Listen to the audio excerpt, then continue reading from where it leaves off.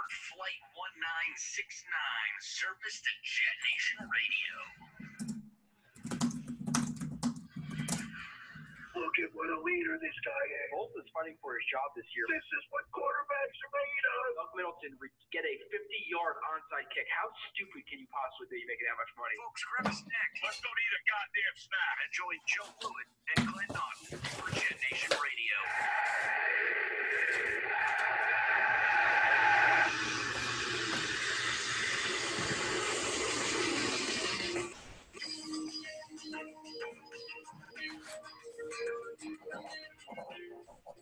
And you are listening to another edition, the 10th edition of the listenable we've done a lot more listenable versions of, the watchable version of JetNation Radio. I always listen to that intro, and I say a 50-yard onside kick. When I watched the film back on Quincy Nunwa, actually it was like a 60-yard onside kick. But regardless, come on, Joe. Come on. People will get on you for this stuff. But yeah, we've it's the end of the season. Obviously, we went over the Patriots game last week. We did all of that stuff, so we don't really have to talk about any more actual games, going over games. Now we'll do some, free agency stuff and some draft stuff and all that stuff for the next couple of months. Then we'll get into mini camp and training camp and OTAs and preseason again. So we have a 4, 5, 6 month process of making up topics and discussing everything in probably too much detail until we get into talking about actual X's and O's football. But the good thing about this show is we're going to be able to bring up X's and O's football during the show. But Glenn, before we get into everything, what's up, man? Doing good, Joe. Thanks for getting this underway a little bit early tonight. That's pretty helpful for me. And I know with us not being live as we were before, it's not a huge issue for our listeners. So nice that it's not inconvenient to anyone, but doing good. It's going to be a long few months. It's, football season feels like it takes 10 years to get here, and it's over in 10 minutes. So, especially when you don't make the damn postseason. So, yeah, plenty to talk about. And it's tough, man, isn't it? Like I even writing, like I want to dive right into like drafts and mock draft but it's like, you got to rein it in because a lot of people are doing it already. But man, it's months of this stuff, and really everyone's draft board and their mocks and everything.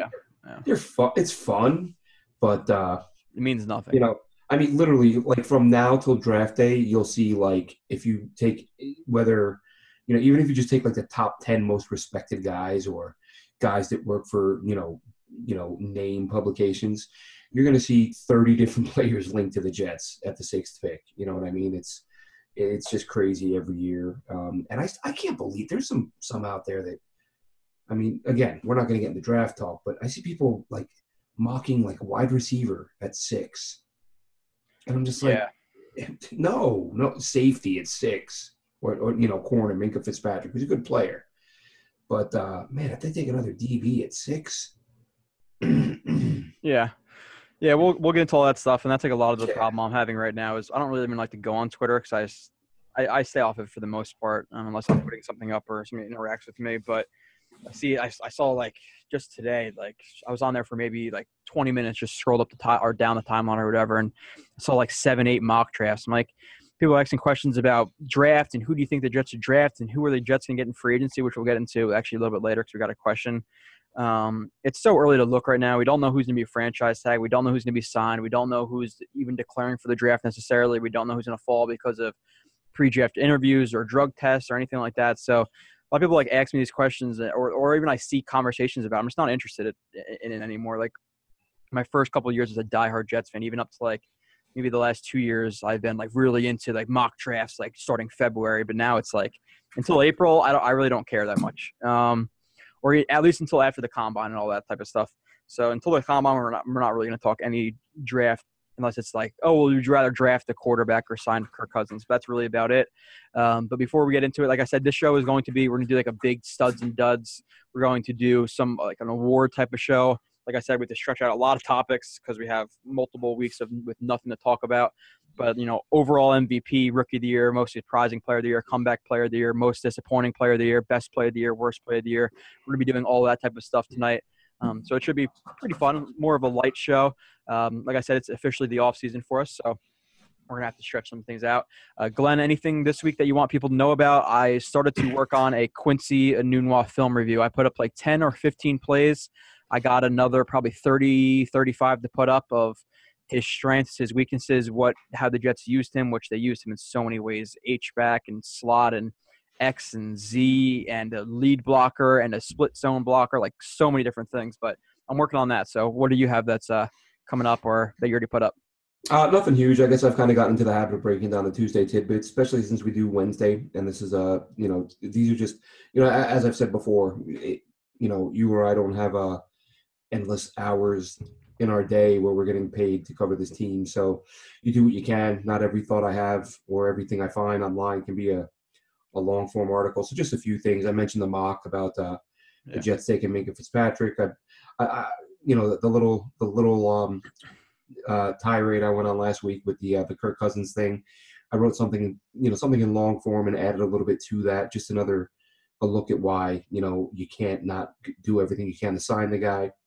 Austin Seferian-Jenkins, is it time to, do you wonder if his production over the last 8 games hurts the chances of them re-signing him? Because, his first 5-6 games, maybe not quite that much, 4 or 5 games, he was one of the more productive tight ends in the league in terms of receptions.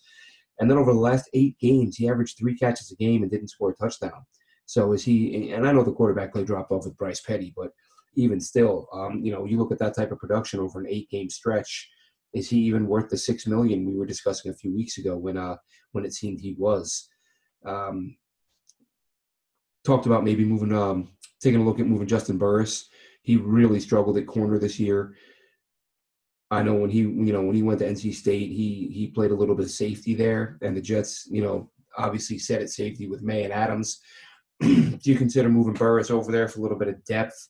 Not the best tackler, but really in terms of doesn't have great corner, great cover skills for a corner, but probably plus cover guy for a safety. Yeah. Talked about Jamal Adams, his late season surge kind of bumped his PFF rating. He was over 82 by the end of the year. And David Bass, I hope we see that guy back next year. He only played 326 snaps, part-time guy, ended up at 3.5 sacks and played well against the run as well. He's one of those guys, like you look at him and you're like, he's just a guy that did everything well, like wasn't dominant in any area, but he was a nice role player, and I hope they bring him back next year.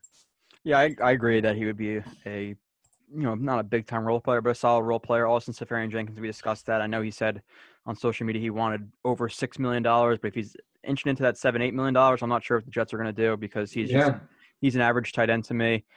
Burris, I guess I'd rather have him, deep middle of the field over Rontez Miles. But honestly, I'm hoping that next year Doug Middleton comes back and he's that third string type of safety. Right. So, but just articles for now. But Glenn, in terms of reviews, I think we got 2 ratings this week. We got a 5-star and then a 1-star rating. So that person, I guess, just doesn't like us. What did you do, Joe? I probably pissed somebody off. Maybe your Kirk Cousins rant. Maybe it's another Jets podcaster or something like that who just doesn't like us. You never know what it is. But 1-star, I guess it's deserved because Glenn is a douche. When was that? I don't look at the reviews often, but I don't know. Since you've been talking about them a little bit lately, I looked at them earlier. I didn't see a 1-star, but yeah, I think it was. I'm not 100% sure, but there's like a tick. It's like 5-star, 4-star, 3-star, 1-star. I saw the 1-star move up a little bit more, so I'm assuming you got another 1-star. But maybe I'm wrong. I think you're wrong. The most recent one I saw was the 5 that you talked about last week. Oh yeah, but Glenn, I'm saying people don't leave review. They can leave ratings and not reviews. So they can just leave a 1-star rating and not leave a review, so it wouldn't pop up there. When did you check? I don't know. 3 days ago. Okay. I was going to say, I hope it wasn't me a little while ago. I was just screwing around. I don't know anything. I was scrolling over the stars. I hope I didn't give us 1 star. Breaking JetNation news. Own JetNation.com writer and podcast affiliate gives 1-star rating to Own Podcast. This show sucks. We really need to improve in some key areas. But yeah, so go to YouTube, subscribe to us. We got a couple of more subscribers this week. We appreciate it. Like I said, not too many people, or not as many people, or even close to as many people watch on YouTube. And some kid even said it on the reviews this week. Because he said it's a lot easier to listen to in the gym or when you're driving than actually sit down and watch the entire podcast on YouTube. Or if you want to do something else on your phone, play Angry Birds, whatever people do on their phones nowadays. You have to click off YouTube and it stops playing. So I completely understand it. But for those plus 100 people or whoever watch it on YouTube, we appreciate it. We do it for you type of people, and because me and Glenn like breaking down film and stuff like that, so it's fun for us anyway. Leave us a review and a rating, please. Hopefully 5 stars. Hopefully you leave us a good review as well. Like I said, it helps us out a lot more than you know. But before we get into the actual show, I just got to read our sponsor, OddsShark. OddsShark is your one-stop shop for the latest betting resources, information, and odds you can trust. Get expert sports coverage and detailed matchup predictions straight from OddsShark supercomputer. Looking for statistics and trends on an upcoming game? OddsShark has that too. And best of all, it's free. The experts at OddsShark provide in-depth analysis for each game, packed with stats, numbers, and trends that will help you make sharp picks on game day before the next Jets game in September or August. Head on over to www.oddshark.com. That's ODDSSHARK.com and start playing like a shark today. I'm hoping you're not going on there to look up games in August and September, hopefully for playoff games. I don't think people are looking that far into the future. I'm trying to play some bet on some preseason games right now, Joe. Yeah. But I don't have a problem. Yeah, if you want to call in, I'm not even going to say the number because I don't have it up right now, but on Twitter. We have a lot to do tonight, so if you do, you do. If you don't, you don't. McGlenn, let's start off with the offensive side of the ball with the studs and duds segment. Do you want to start off with the duds or the studs? Let's start off with the duds, Joe. Let's get the duds out of the way on offense. That's going to be painful. Okay. Yeah, it wasn't. It was one of those years. So for me, I mean, really, it's pretty easy pickings in this group.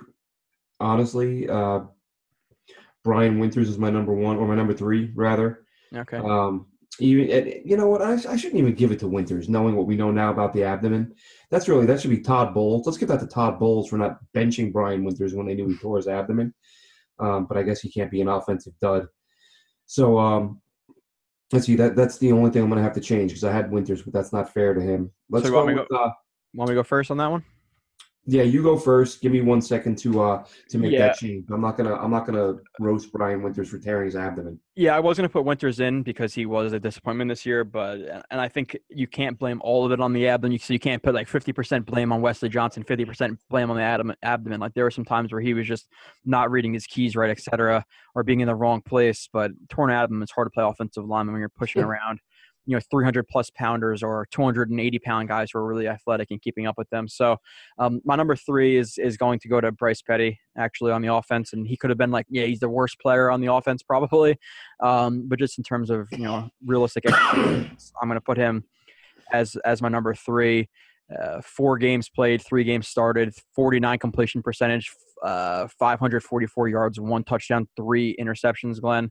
And there's not really even much I have to put up, but and I don't want to bring up too many plays, which there's my desktop right now is just scattered with plays, but we're not going to break it down because we've already done this. But you see the bad footwork here. We're just consistently just not on his plant foot well. He's not aiming it directly at where he's throwing the ball. He doesn't drive through his back leg. His elbow. Yeah, look at his hips there. He's stiff. He's just so stiff, and his arms out a little bit wide too, that. Like his right leg is stuck to the ground. Yeah, his front shoulder is a little bit high, and you want a lot of your torque obviously comes from your legs and your hips, but an underrated part of a thrower is their lead elbow too. You're on your elbow tucked tight into your kind of your chest and waist area, just like aerodynamics and biomechanics and that type of stuff. And his arm is way out far, and he just doesn't simply throw. We're gonna breaking down the biomechanics. Biomechanicnation.com. That's what's coming up next. Hey, that's awesome. I think it's the first time we've had that word on this show.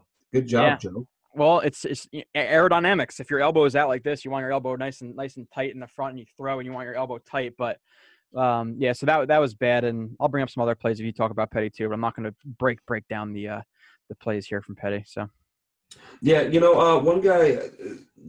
We talked about this year. I'm sorry. Did you want to do this, or do you want me to do my 3? Oh no, you can do your one. Like I said, we've already talked about this. Yeah, I'm going to do my 3 because I don't like to pick on him because he's a rookie. But something I saw today, a blurb from Rich Cimini, Ardarius Stewart. He said one of the reasons we didn't get to see him as much as we liked is that he just wasn't getting the playbook. He wasn't kind of coming along as much as they'd hoped he would. And for a guy that was taken where he was in the draft and who looked as good as he did in the preseason, you can knock Todd Bowles for not giving some young guys a shot when you feel like they deserve it or when you just want to see them. But look, he got passed on the depth chart by Chad Hansen, another rookie. So it's not like he bumped another veteran over him. So, I thought about him, but he didn't really play. He didn't really have enough reps. You mean JoJo Natson passing him? Yeah, so I'm saying like JoJo. Yeah, no, I'm saying like JoJo Natson passed him. Like you'd think if anything, maybe you wouldn't see him on deep posts or comebacks, but you think jet sweeps and end arounds, you'd see Ardarius Stewart. So and it's not that I don't like Ardarius Stewart, and it's not that I don't think he's going to be a good player, and I don't think there's an issue with effort, but I really feel like the position he was in, the fact that he didn't do enough to get on the field more. Again, generally, and this is. The caveat to this is, if Rich Cimini got it right. If Cimini's right in saying that he wasn't, that he was struggling with the playbook and he wasn't doing enough in practice to get on the field, that's a disappointing thing for a third-round pick. And, again, especially from Bama, which runs a pro-style offense too, Yeah, big-time school. He's been in big-time games. It's not this isn't a young guy who you think would be overwhelmed by, having his doors blown off by big-time competition. Yeah. So, I would say I'll go with Stewart, but it's by no means am I saying he's not going to be a good player. I think he will be a good player. But hearing that he wasn't doing enough, and it wasn't just Todd Bowles being stubborn, but it was actually the fact that he wasn't doing enough to get on the field, I'm going to give him the number 3 because I think a lot of folks, after what we saw in the preseason from him, we kind of had some hopes that he would do a lot more than what he did. Well, yeah, we talked about that multiple times. We were saying, people can say, okay, we want to see this guy in the field, but if he looks like shit in practice, he looks like shit in practice. You're not going to just throw him out and feel like they can understand, how. And I understand there's some cases where a player look bad in practice and they play well, but for a rookie, if you're not practicing well, you're not understanding the playbook, they're going to send you out there, then you're going to be in the wrong spot. The quarterback's going to throw the ball in the wrong place and get intercepted. Like, you can't just throw people out. It's the NFL. The coaches know what they're seeing in practice for the most part. And another petty throw. I don't think you're on for this show, but you never ever. A lot of, like I said, a lot of the power from throws comes through your hips and rotating your hips and stepping through. He never steps through his throw. Yeah, never drives. He just misses. Stiff hips. But okay, go with your number 2, Glenn. Number 2, I'm going to go with Carpenter. James Carpenter at left guard. Huge disappointment this year. One of the better players on the whole team each of the last couple seasons, and then this year it was just a complete disaster. I don't know if Outsiders breaks it down. I'd love to know in terms of between zone blocking and man, how much of that compared to the last 2 years with a new offensive coordinator. Where was the difference there? Because we know Carpenter struggled in Seattle, and Carpenter acknowledged that, and he said that he struggled because it was a lot of zone blocking, which he didn't excel at, and he preferred man. And the Jets did more of that under Chan Gailey. So I don't know if that was an issue, but if it is, really, that's regardless of the reason, he was not very good this year. Huge disappointment, and a guy that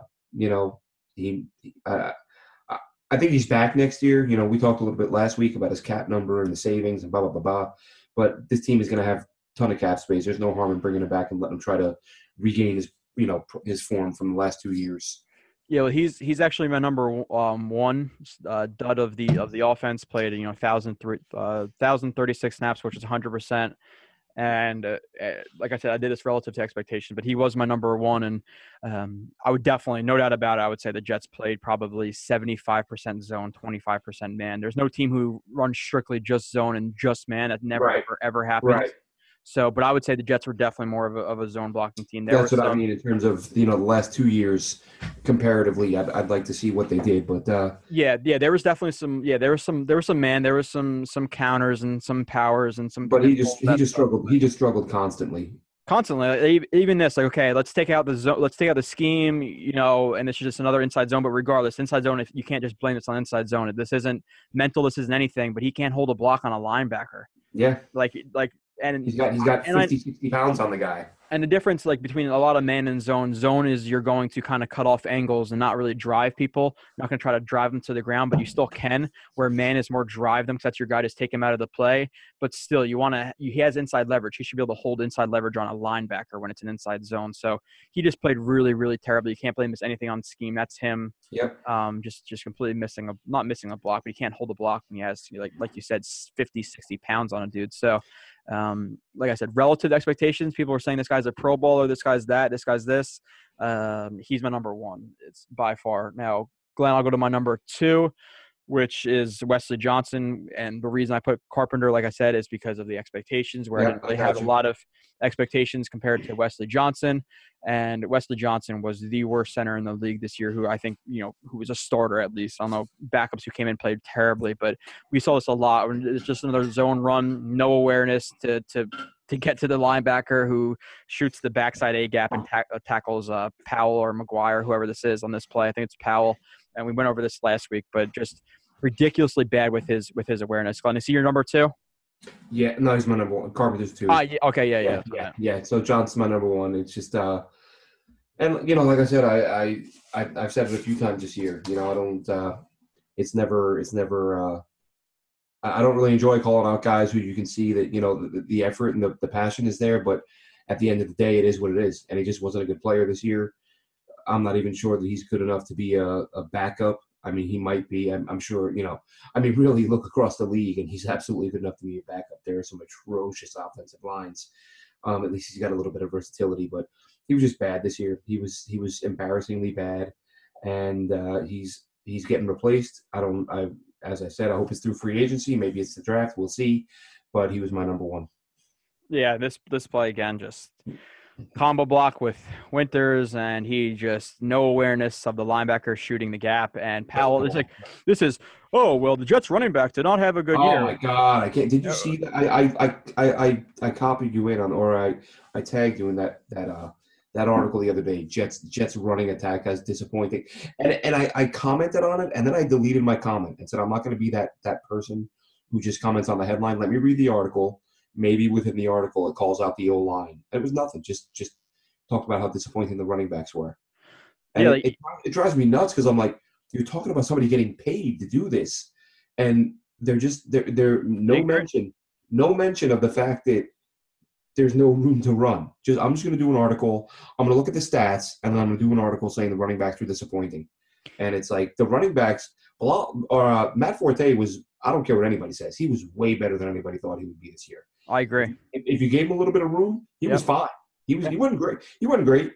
But everybody and people, because people will stick to the narrative, I still hear people say he was terrible this year. He looked slow. No, he didn't. He looked good.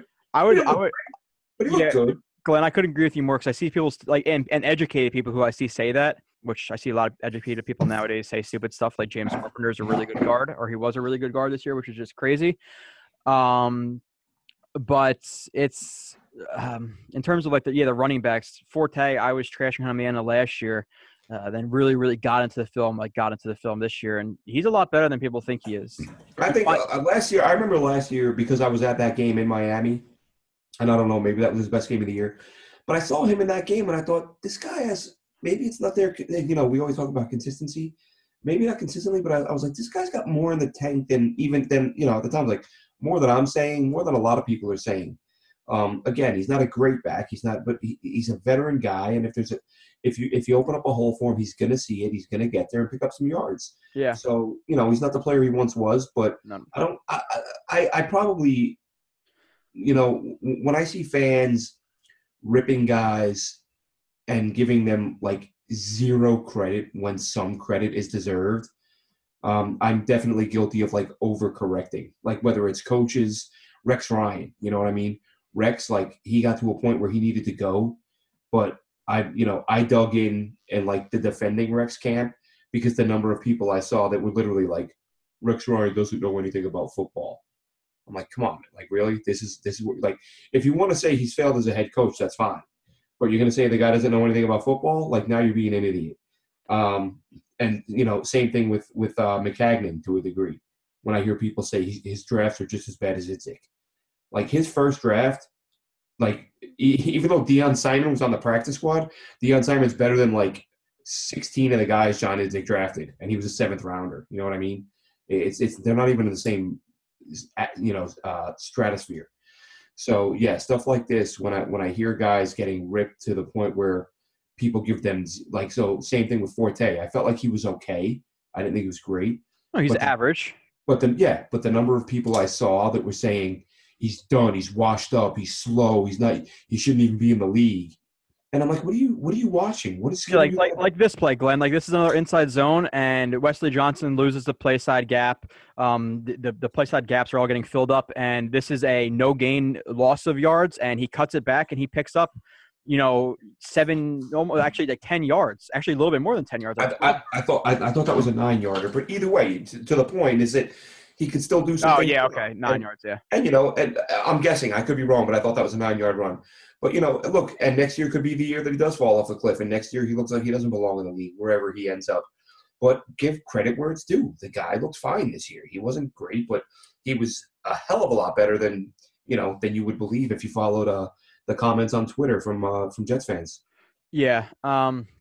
But yeah, he played well. I'm not saying, I don't want people saying, oh, well, they think he's a really good running back. I think he's average, and he was never a player even in his prime. Like, yeah, he was physical and he was a good player, but he was never a guy like a Jamal Lewis who's going to truck you over, or a Jamal Charles who's going to juke you. He was more of a smart player with some good physical capabilities, but yeah, he'll still find a hole. He'll still bounce through a hole. He can cut to the backside, B gap, whatever it may be, on a run and do it pretty well. And he even now, like out of the backfield, in terms of finding soft spots in zones and stuff like that, he's still really smart in that aspect. Where we saw him a couple of times on some, relatively decent sized gains in terms of running back in the pass game, where he would split out wide under a clear out route, whatever it may be, and he would find the soft spot. So he was okay. And just like Bilal Powell, and we'll go over the running backs in a little bit, but people blame it way too much on them.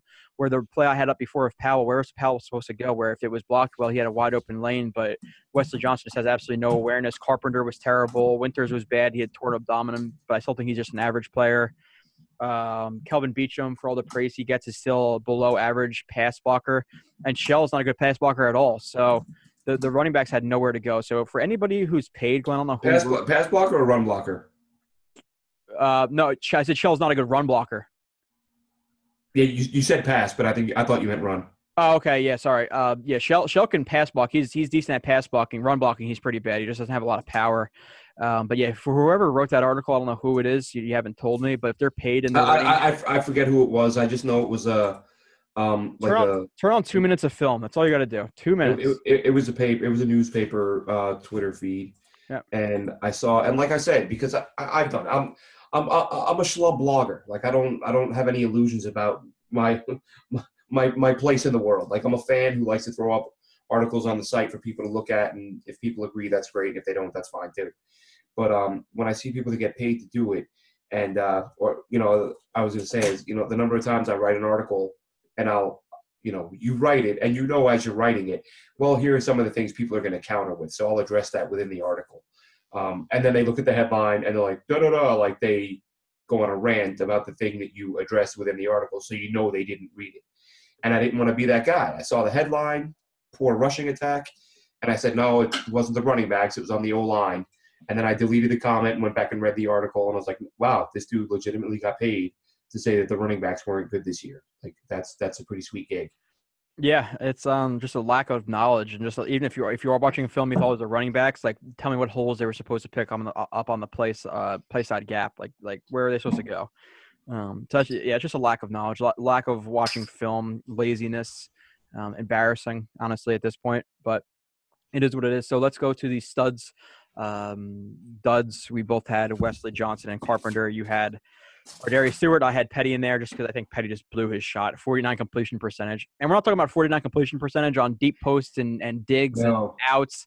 It was total. It was on slants and on hitches and on flat routes and on dump offs. Like he was just beyond inaccurate. I pull up a couple plays if you're watching on YouTube, like while we were talking, probably like 3 or 4 plays of him just missing guys, bad decisions. So it's his footwork is god awful.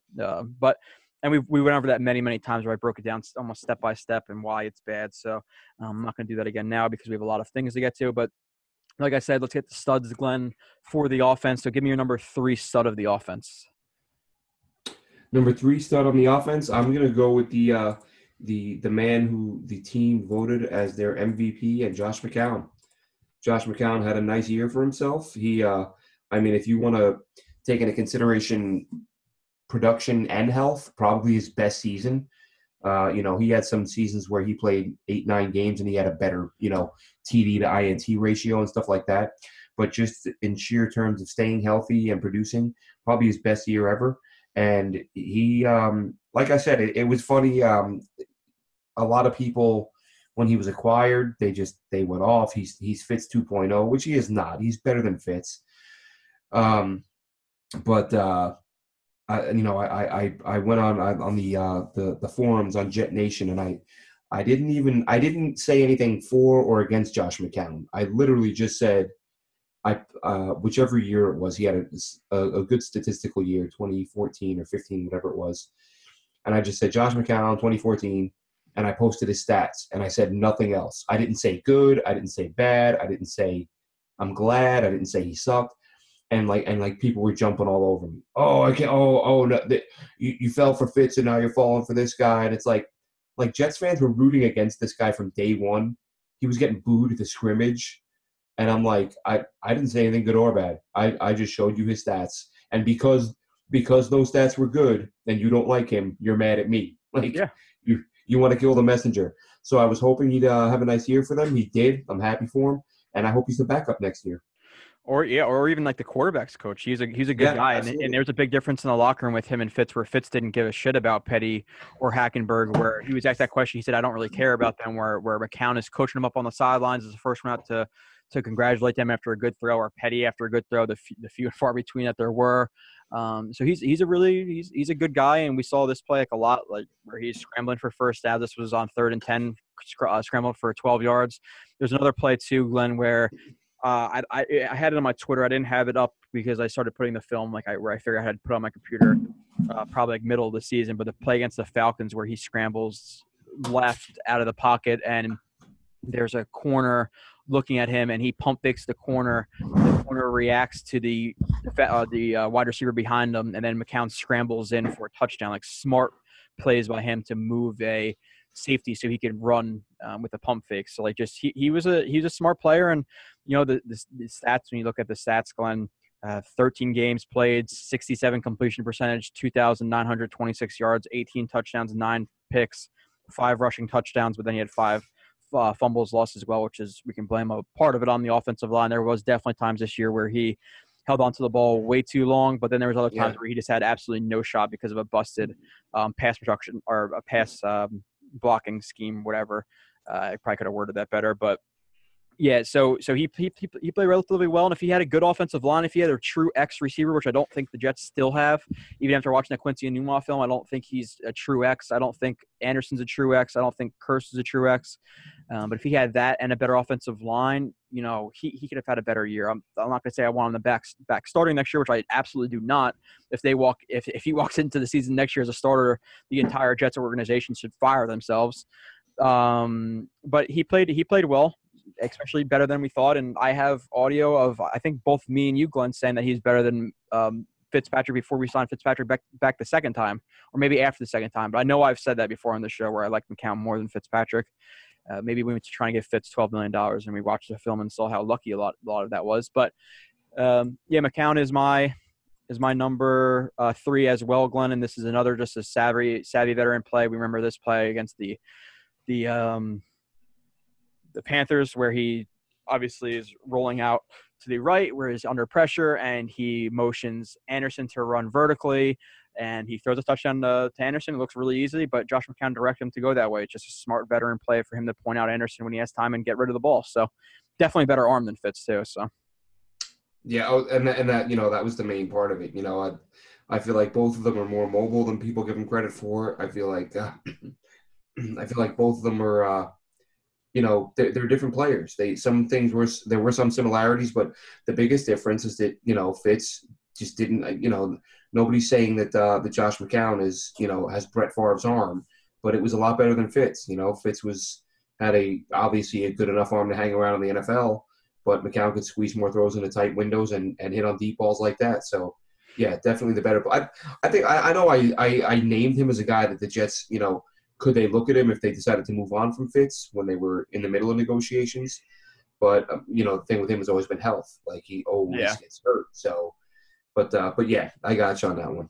I'm shocked his foot was not ruled out there, even though I guess they couldn't technically see it. That's the thing. It looks like it would have been, but they said that was the only angle. And when I saw that angle, I thought, if there's another angle on that, he's out of bounds. But did you see the national championship game, Glenn? Did you watch it, the whole thing, or no? I did not. I was that game kicked off at about 1 a.m. my time, but I paid for the access to the tournament on ESPN, so I think I can go back and watch it, which I'm planning on doing. There was a play. I forget what team. I think it was Georgia. Maybe it was Alabama. I forget who it was. It was definitely one of those two. Yeah, probably. But the receiver stepped out. Like, I'm pretty sure he stepped out. He got ruled for a touchdown, but I did see the next day. On Twitter, someone had a screenshot of his foot. There was no green between his foot, and it looked out. like he stepped down. Like, he was like going, like the wide receiver or the cornerback like fell down, and his like leg kind of like got hit by the receiver. He stepped back down or out of bounds, but they didn't rule it like that.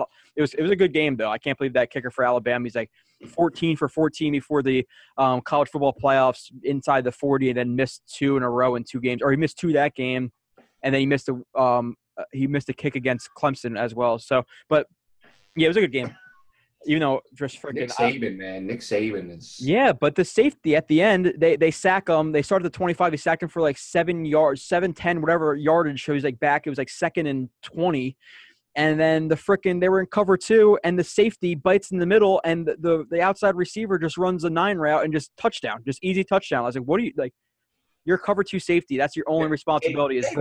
Listen, those are some high-stress situations. People don't always do exactly what they're supposed to do. No, I know, but you're cover 2 safety. That's your only job, Glenn. It's your only job. I don't like Alabama. I wanted Alabama to lose. Screw Bama. They're the Patriots of – they have 5 titles in 9 years. It's like the Patriots of the NFL, of the college football. Who cares? It's college. I like college for the prospects. I don't care who wins. It's funny, and we'll get into the other stuff. And like I said, Josh McCown's my number 3. Does as well. My girlfriend was saying, yeah, I like college better. But the thing about like college, I like the excitement. I like the bands and in between the timeouts and all that stuff. But the thing about college is like you see missed field goals all the time. You see drop passes. You see terrible play. Where the NFL is wide open receivers, like first busted coverages on a level that you only see 3 or 4 times in the NFL. It's the best of the best times in a college game. Exactly, every college game where you see a whole bunch of running, like Georgia Tech is like just run. So it's like. College is good, the environment, but there's so like 1%, 2% of those players make it in the NFL, where NFL is the best of the best of the best. So I'd rather watch the best. Man. That's why I've never been into. When I see people that watch high school football, I'm like, it's okay if you play it or if your son is in the game. Yeah. But when you're like, that's crazy to me. I can't sit down and watch 16 play football. No. Like, but if like let's say if it was like a half an hour for me, it's like the state championship game. My friends right, like, I want to go grab a beer and watch it. But I'm talking about people that are like they know the prospects that like are that are gonna. He's a 3.5-star recruit. Exactly. I'm like, oh my god, man. Yeah. But I like that because sometimes I wonder if I'm too crazy with the football, and then I see people that can tell me which. I wonder if I'm too crazy with from whatever high school, and I'm like, okay, I'm good. Yeah. I'm way less crazy than that person. Yeah. Well, this school in Southern Arkansas runs a wishbone offense. It's like, okay. Yeah. He would have been better in an option. It's like, but all right. So let's move on. We both had McCown as our number 3 stud of the offense, and kill us if you want, but there wasn't a lot of pickings for the offense this year because the offensive line was terrible, and it is what it is. But Glenn, who was your number 2? Oh, my number 2. I had to go with Jermaine Kearse. He, the number 2 receiver opposite Robbie Anderson, established a career high with 65 receptions, established a career high with 810 yards receiving, tied his career high with 5 touchdowns, consummate professional, showed good hands, did everything well, and really was even for us, Joe, we talked about people who we were bashing all the people that said he was a throw-in. But I don't think any of us expected this type of production. I thought, if they're lucky, they'll get a 600 or 700 yard season out of him. 810 yards, 5 touchdowns. that hopefully, with our fingers crossed, next season we get some better QB play, and with better QB play and maybe a more consistent tight end, open things up for him a little bit, and maybe he comes back next year and has a similar type season for on a more successful team. But he had a really nice year. I like him a lot, and I would have no problem right now if the Jets tack 2 or 3 years on his contract. Yeah, $5 million next year, reliable, number 2 or 3 guy. He's more of like a Z receiver, more of the dirty work, will block, a crack block, a linebacker, do whatever you have to do, short yarded situations, can run in motion a lot now. Where does he fit in with Quincy Enunwa coming back? It's kind of the same thing where Quincy Enunwa is more, he's like an H-back where he'll be the split blocker on an inside zone or a lead blocker or the biggest thing with middle. So, go ahead. The biggest thing with Quincy Enunwa right now, I know we've talked about him, and I'm sure I mentioned it before. Yeah, the injury. Yeah. We have no idea. This isn't a torn ligament or a broken ankle, or this is a broken bone in it. What was his neck, his back, whatever it was. His neck. Oh, Glenn, you just made me think of that. Wasn't that a Ludacris song? I don't know. I feel I'm gonna get. I don't know if you know that. You're a little bit old, but those younger folks out there, my neck, my back. I'm not gonna keep saying the rest of it because it's terrible. Oh no, but that is that a It's a dirty song. But is that an homage to Friday when he's on the floor, he's like, oh, my neck, my back, my neck and my back. No, it's completely different. Friday. Have you not seen Friday? I don't know. Oh, come on, dude. No, I haven't. I don't think so. Anyway, but listen, with a neck injury like that, man, I would love to think he's going to come back at 100%, but there's no way of knowing that right now. Yeah. Yeah, exactly. So we'll see. And the big part of his game is being physical. Like I said, I'm putting up plays of him, but like him cutting defensive ends and knocking them on their ass, or like the one block against the Buffalo Bills where Fitzpatrick is rolling outside of the pocket and he just blindside blocks Lorenzo Alexander right on his ass. So he was really impressive. Let me actually try to see if I can bring that play up of Enunwa. So that's the question: is he going to be able to do these type of things? Which I'm not sure if he will be able to. Actually, here, let me just give me a second here, folks. This play, like these are the questions. Can he do this type of stuff? And this isn't they didn't design him to do this, but like I said, he'll be the split blocker. Where the Jets will run to the right on an inside zone. He'll be here and split to the backside and seal out this backside linebacker or defensive end, or be the lead blocker or crack block on a linebacker. All this stuff. But Curse is a Z. Enunwa can play everywhere. He can play Z, he can play X, he can play slot, he can play H-back, he can play in the backfield, jet sweeps, end around. So it's not like you're not going to be able to find a place for Enunwa, but I put this play up the other day. Like I said, I still have to do like 30, 35 plays, but you see him right there, just cracks Lorenzo Alexander. So is he going to be able to do this stuff after he comes back from his injury? I am not too sure, but that was just ridiculous. So, okay, but moving on. We're not talking about Quincy Enunwa yet. Maybe next week after I do more of the film breakdown, I'll get more into him. But I actually had someone say to me the other day, should the Jets give him an extension right now? And I was like, they don't know if he can still play football. Yeah, let's let him go out there and stay healthy for a season and go from there. Yeah, I agree with that, Glenn. It's just you don't know if he's going to be able to be that physical player, and he's not like polished, like his routes, his separation on his routes and that stuff, like I said, which I'll go over in the film review. I'm not going to break it all down now, maybe next week, but he's not a polished wide receiver. He's just a physical freak in nature in many aspects of his game. So that's his best advantage in the NFL. But my number 2, as you can tell, I'm bringing up a play. If you are watching on YouTube, Bilal Powell, 178 rushes for 772 yards, 4.3 average, 5 touchdowns. Doesn't sound too impressive, but we already went over in the beginning of the show how bad the offensive line was. I was surprised he even got 4.3 yards per run when I looked at it, because, like I said, the offensive line was just absolutely terrible.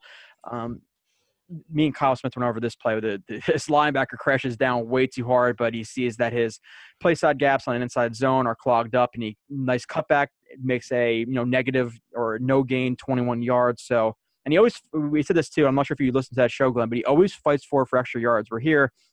Some running backs go down at the 45. Powell fights forward for another 5-6 yards right there. So Powell always falls forward for another 1 or 2 or even more yards. Yeah, that guy, I'll tell you what, man, people don't realize it because of his size, because he's not that 240-pound back. But the number of times I see him get extra yards after contact, it really just he is just such an underrated player. He has been for so many years, and it's a shame that he didn't get more opportunities earlier in his career. Not the only, but one of the big things with Powell that I think is a positive is that if you go back to his time in Louisville and you look at his first 3, 4, 5 years in the NFL, he doesn't have the type of mileage that your typical 30-year-old running back has. So he might be, 30, 31, whatever, however old he is, but it might not be unrealistic to say he's got 27-year-old legs on him, because he's 27, 28, and then he can have another 2-3 years of really good production. I agree with that. Exactly, and I really hope that they find a way, if this team does, if they do find a way to turn things around in a hurry, let this guy be a big part of it, because he's been underutilized his whole career. I don't know any Jets fan that follows this team regularly that doesn't feel that way. And just a high character guy, keeps his mouth shut, plays well when called upon, does everything well, and he absolutely deserves some recognition for what he's done. Yeah, and that last play was a pin and pull, and he was just really, really impressive on that play as well. Glenn, I'm going to try to find here. I was doing that Anunua film review, like I said the other day, and he had a run block for Powell. Oh, this play, I had to put it up because it's like ridiculous. This is from 2016, but I don't know if you remember this play, Glenn? From when?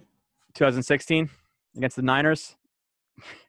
Oh yeah, It's just out of control. Like to just duck a defensive lineman like that, it's crazy. But yeah, so he gets my number 2. He's a really, really, really good player, really underrated player, and I think he could be a number 1 back who can take 400 carries a year, 350 carries a year. No, not necessarily, because he has been dinged up a little bit. Now I do think that it's been kind of overstated of how much injuries he's got. Where he's gotten a couple, but people kind of just throw it in there when he's really hasn't missed too many games. But yeah, he's a damn impressive player. So he gets my number 2. Glenn, your number 2 was cursed. So let's move on to number 1. Unless you have any more comments about our Bilal Powell. No, you're muted. Were you moving your cat, Glenn? Were you moving your cat? Is this why?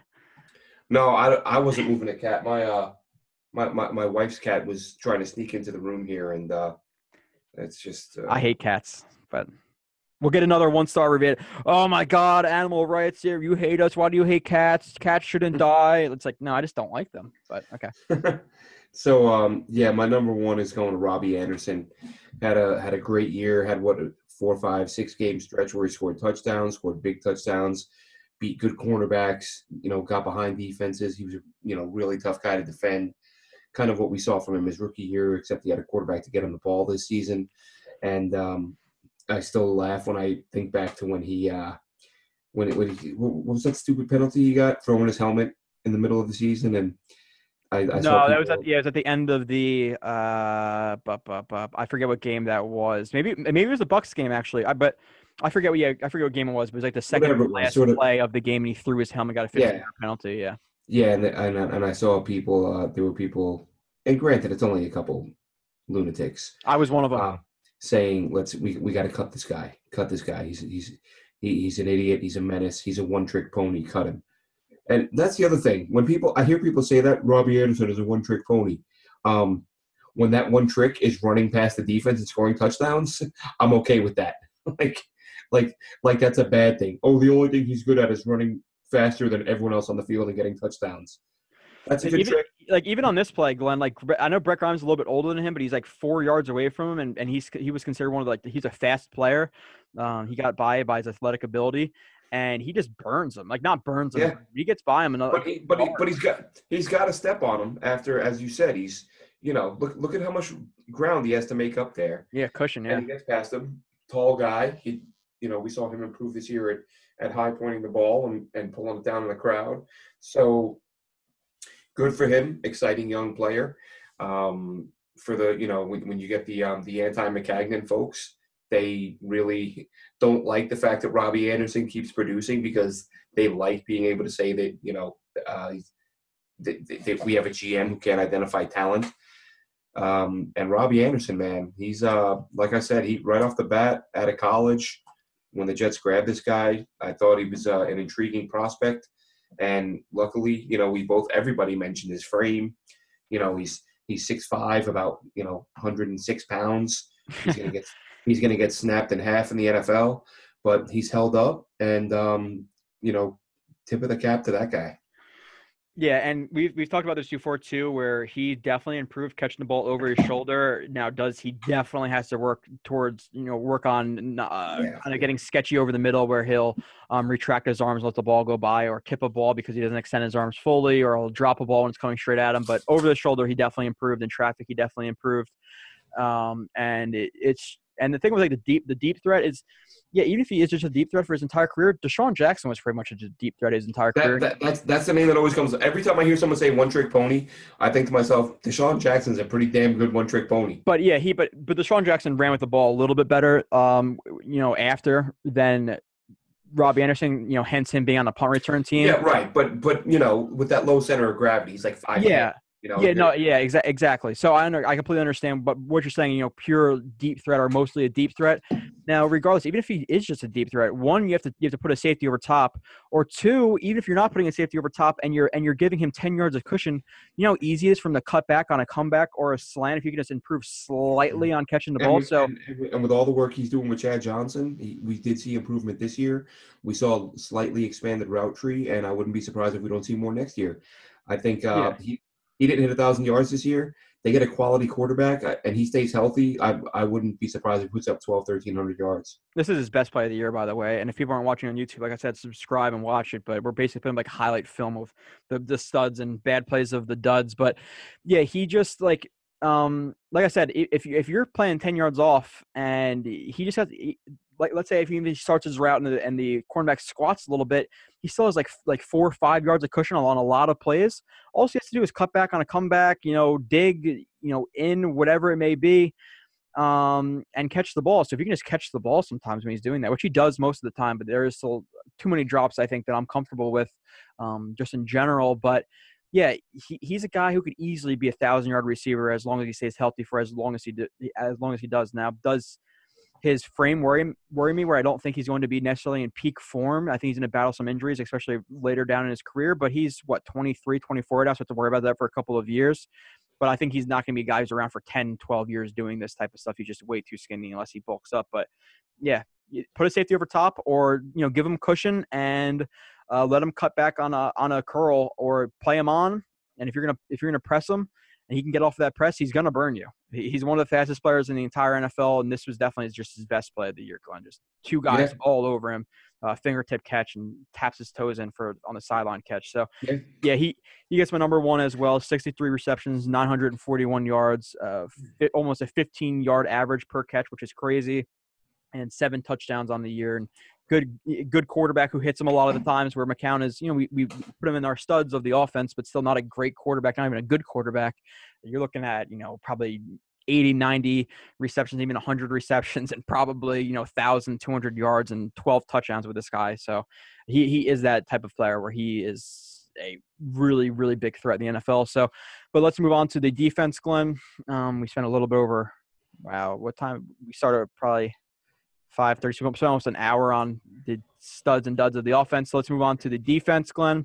Move a little bit quicker with these guys. Give me your number 3 dud of the defense.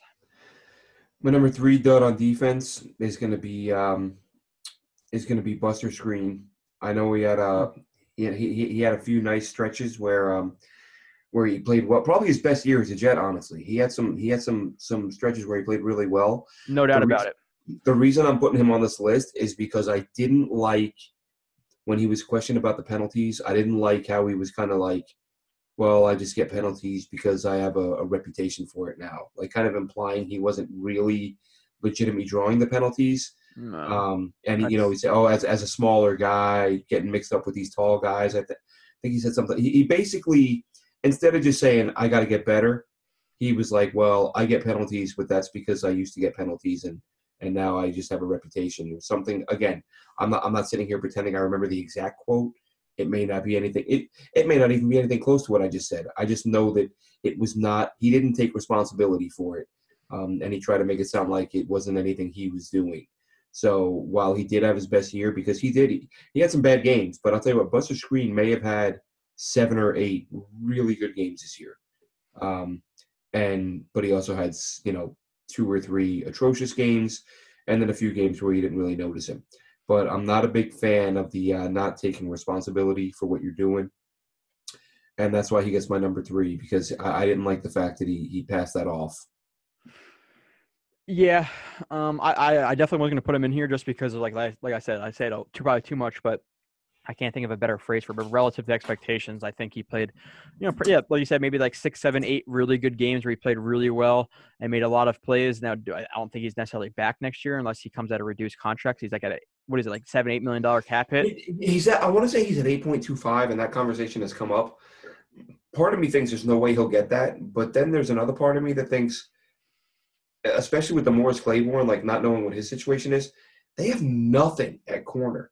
They might just say, you know what, we'll just pay this guy's 8.25. We don't need it. We're not hurting for money. Even if we sign Cousins and a couple of corners and a center, we're still going to have $20 million in cap space. They may not have much of a choice, unfortunately, unless if you go out and get like a Fuller, and you draft a corner in round 1, and then that changes things up a little bit. But I think he'll be around at least till training camp. But I like Fuller coming out of a lot out of college, but so yeah, my number 3 is Justin Burris, as you can see on the screen. If you're watching, 1 interception, 18 tackles. He took terrible angles like this a lot, flat-footed in the open field. And then there is also this play that I'll bring up as well, where he's in let me just bring this up. I'm going to try not to forget one time this entire show of not bringing up the play when I'm talking about it. But you see him right here. He is on the field side in a cover 3, so he has 1/3 deep field responsibility on the field side, and he gets spun around, and guess what? I think it's a tight end actually just sneaks behind him, and big gain for him. Lets up a reception right in front of his face, and we saw this a lot, just lack of awareness. He took terrible angles, where I said it last week as well, where if he's running on like a kind of like a slant angle, where if he's coming, let's say if the guy's inside a running back and he's on an outside, he's the boundary corner, and he can run where the wide receiver is not looking at him, then he's fine. He can tackle a guy. But when he's running head on to a guy, he takes terrible angles. He gets way too flat-footed and way too kind of, I guess, like antsy in the open field. And like I said, this play, what you're going to want to see him do is drop back into his zone, be aware of it. You can still look at the quarterback when you're dropping back here. And since Glenn's going, I guess I'll break down a little bit more. But he's doing that half shuffle type of back pedal, but you never want to get like spun around where you're not really able to see who's coming into your zone. So you want to be able to look at the quarterback and in your peripherals, look at the wide receiver who's in your vision. He loses him behind him, just makes an easy cut and catches a ball, which for what? I don't know, plus 20, 25, 22 yards, something like that. So he's just not a very good cornerback. Yeah, he didn't have the year that I had hoped. I know that the Jets had hoped. They'd said that he was a guy that looked to get more playing time after he didn't play much last season. He's actually he's my number 2, Justin Burris. Talked earlier about the possibility of moving him to safety. Whether or not that happens, we'll see. I know that when he was drafted, that was one of the questions that was asked of Mike McCagnon by some of the Jets beat reporters or by a beat reporter. Is he going to be a safety or a corner? McCagnon said, he'll be a corner for now. And no, he's not. He doesn't have, obviously, if he had great cover skills, you wouldn't be talking about moving him. But in terms of safeties, he would probably be a middle to above average cover safety. Just got to work on his tackling. Yeah, my number 2, which is, I don't know about this one, but no, I do. Darren Lee, or Deron Lee, 94 tackles, 3 sacks. Darren Lee. Yeah, sorry. I don't know why I said it right, then said it wrong again.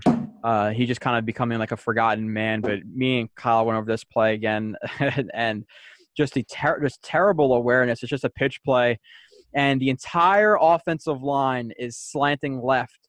And what does Darren Lee do?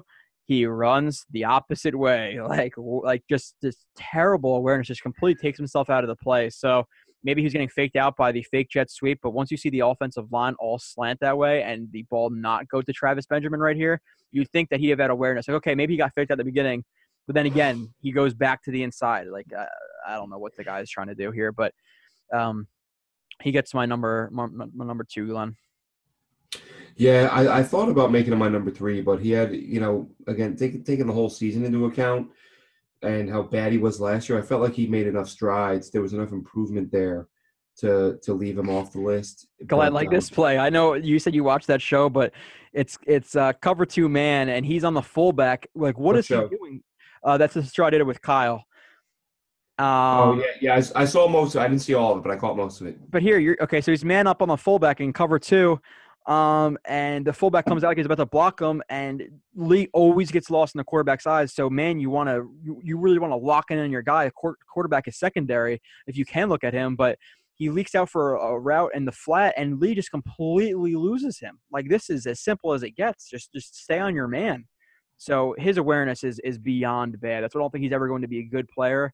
Maybe he'll turn into an okay starter, but his lack of awareness and his his instincts are really, really bad. And this is another play where you just see it again. So, yeah, I think next year is big for him. We've talked about his lack of experience at the position, but you're in the NFL now. You've got 2 seasons under your belt. You had a nice stretch where you look like a much better player, and then you kind of regressed a little bit. So, do whatever you're going to do in the off season.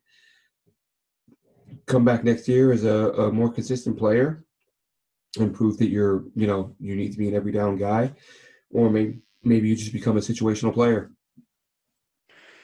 Yeah, I don't know. And like we were talking about his athleticism, his lack of awareness, and even his athleticism. You see him trip a lot.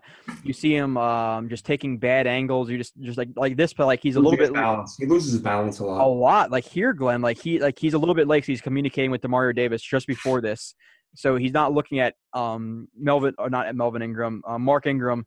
So he starts at the play a little bit late, but gets out. But look, he starts sprinting out, his full sprint. And he's actually lucky on this play. People thought he made a good play. So Ingram breaks out. He's going to a flat, then breaks vertically, and then he breaks back out on a pivot route.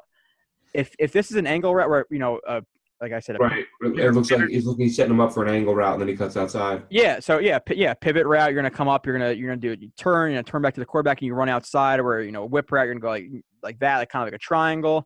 But if an angle route, it's like an opposite side of a triangle of a whip route. We're going to go out and then up. If this is an angle route, he gets destroyed right here. Oh, God, yeah. So, I mean, you have to hope that Jamal Adams, if that's an angle route, Jamal Adams comes up and lays the wood. But otherwise, Darren Lee is in another zip code. Yeah, so it looks like a nice play, nice tackle, but look at that room. So, he's just not a very good player. But Glenn, let's move on to your number 1 dud of the defense for the year. Muhammad Wilkerson. Come on, man. There's no suspense there. Anything that you're talking about this year that has to do with disappointing, poorly performing, underproducing, overpaid, overhyped, anything in that category goes to Mo. Listen, man, you talk about expectations. This guy made more than the rest of the roster combined, and he couldn't lay down fast enough when the ball was snapped. I made the comment earlier in the year that he had 3 or 4 good games after he got called out. But really, that lasted a couple weeks. And then all the Wilkes supporters came out and, oh my God, you see, you're wrong. Look how well I told you he was going to have an awesome season. You should apologize right now. Don't you feel stupid? Did you see that time he had a sack this week? Yeah, and there was that 3-4 game stretch where he looked like the old Wilkerson. And I said it. I said on Twitter, I forget which game it was, but I said it's unbelievable how much better this defense is when Mo Wilkerson feels like playing. Completely different. There was, you had someone on the D line that spot went from invisible to unblockable. The difference that makes in a front seven, you can't measure that. But again, it only lasted a few games. He went back to dogging it, and man, what an embarrassing season for him. I said, Is this the worst? And Glenn, I want to ask you a question because you've been a Jets fan for a lot longer than I have. Is this the worst, like, kind of like example of getting a big contract and just completely loafing it? yeah, I can't. I mean, especially on a second deal, maybe like, rookies like Golston and stuff. But in terms of like, Yeah, but at least Golston like tried. right. I thought about like loafing, like he's not even trying. Like Golston was just an idiot, and he wasn't a good player, but at least he Yeah, tried. You know. but in terms of yeah, I can't think of a guy who got a bigger deal and did less than Muhammad Wilkerson, and it's not because of the lack of ability. He just didn't care, and that's the risk you take with these guys. We've talked about, should the Jets have re-signed him knowing that he missed meetings and stuff like that. He missed meetings, but sometimes these executives, the GMs in the front office, they just look at the film and say, look, man, sometimes he's late to practice, but he gets to the damn quarterback. Let's pay him. But it's a risk. It's a gamble. Some guys keep showing up late and keep getting to the quarterback. Yeah. Mo kept showing up late, but stopped getting to the quarterback. And the number of times we saw him just take a dive this year was embarrassing. And I have no doubt he's going to sign somewhere this year, and he's going to have a phenomenal year because he's going to want to get that money back. He's going to get a 1-year contract. He's going to get 8, 9, 10 sacks, 10 tackles for loss. I hate to say it because when it looked like the Jets might not re-sign him, my thought was he's a perfect fit in New England because they love to change up their fronts. 1 week they're a 3-4 defense. The next week they're a 4-3 defense. Mo Wilkerson can do a nice job in either one of those if he feels like playing. So I wouldn't be surprised at all if Mo Will goes to New England, has himself a nice year. I don't think Belichick's stupid enough to pay him, but Belichick can sign him to a 2-year deal or whatever. Let him have a couple of really nice seasons, and then he'll cash in again. But it's like Hainsworth with the Redskins, right? That's what he signed with the second time. Yeah, and I don't want to hear. If Mo Will goes on to have a couple of good seasons, I don't want to hear about how'd we. And fans are going to say it. Why did we let him go? Why didn't we re-sign him? Well, you know what? Listen, no matter what he does from this point in his career, matter if he wakes up tomorrow and decides, you know what, I'm going to bust my ass every day, and he goes to the Hall of Fame, that wasn't going to happen here. He was done. You have to look at it. You have to look at it at that time. If the Jets were to pay him $18 million next year and kept him, fans would freak out. So whatever happens, if he becomes Reggie White, he's not. This is the right move to get rid of him. He's like this year he's like the 6th highest paid non-quarterback in the league, and this type of effort. And there was games where he did this even more, but like this play is really anchoring in and trying to drive to get to that running back. Like, what is he like? Come on, man! Like, look at that. He's not even attempting to get to the thing that bothers me, Joe, and I said this after I forget what week it was, week 4 or week What a 5. bum. This guy is such a freaking bum. I cannot wait until I see Jets cut Muhammad Wilkerson. I cannot wait for that day. He's an embarrassment. He's an embarrassment to football. He really is. I said it in week 4 or week 5, whatever it was, that they were idiots.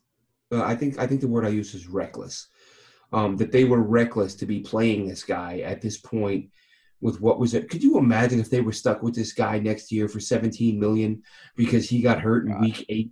Because while he was maybe while he was lying down on the field doing nothing, somebody stepped on his ankle and snapped it, and you have to put him on IR. They should have been. The fact they benched him for the last 3 weeks of the season, I guess you can file it under better late than never. But in all reality, way too late. He should have been benched in week 5 or 6. It was obvious at that point he had no interest in playing football. None. What week did we play the Patriots first, Glenn? Was that like week like 7 or 8? Somewhere in there. That game was like when I saw that at least a minimum of 10 to 15 times where he was just giving no effort at all. And at that point, I should have benched him. And the fact that he's even practicing a couple weeks ago is terrible. And we called out the coaches for it because that's just a bad. Even if he like slips on the practice field. There's a little bit wet. I don't understand. I mean, you are an NFL football team. You're going over, you've got your D-line coach or your D coordinator or your head coach who's defensive oriented. You're going over film with the whole team. Like, how do you with a straight face how do you let the rest of the team watch this guy mail it in and not bench him? Yeah. I think your cat has something to say as well, Glenn. Just really not a Wilkerson fan.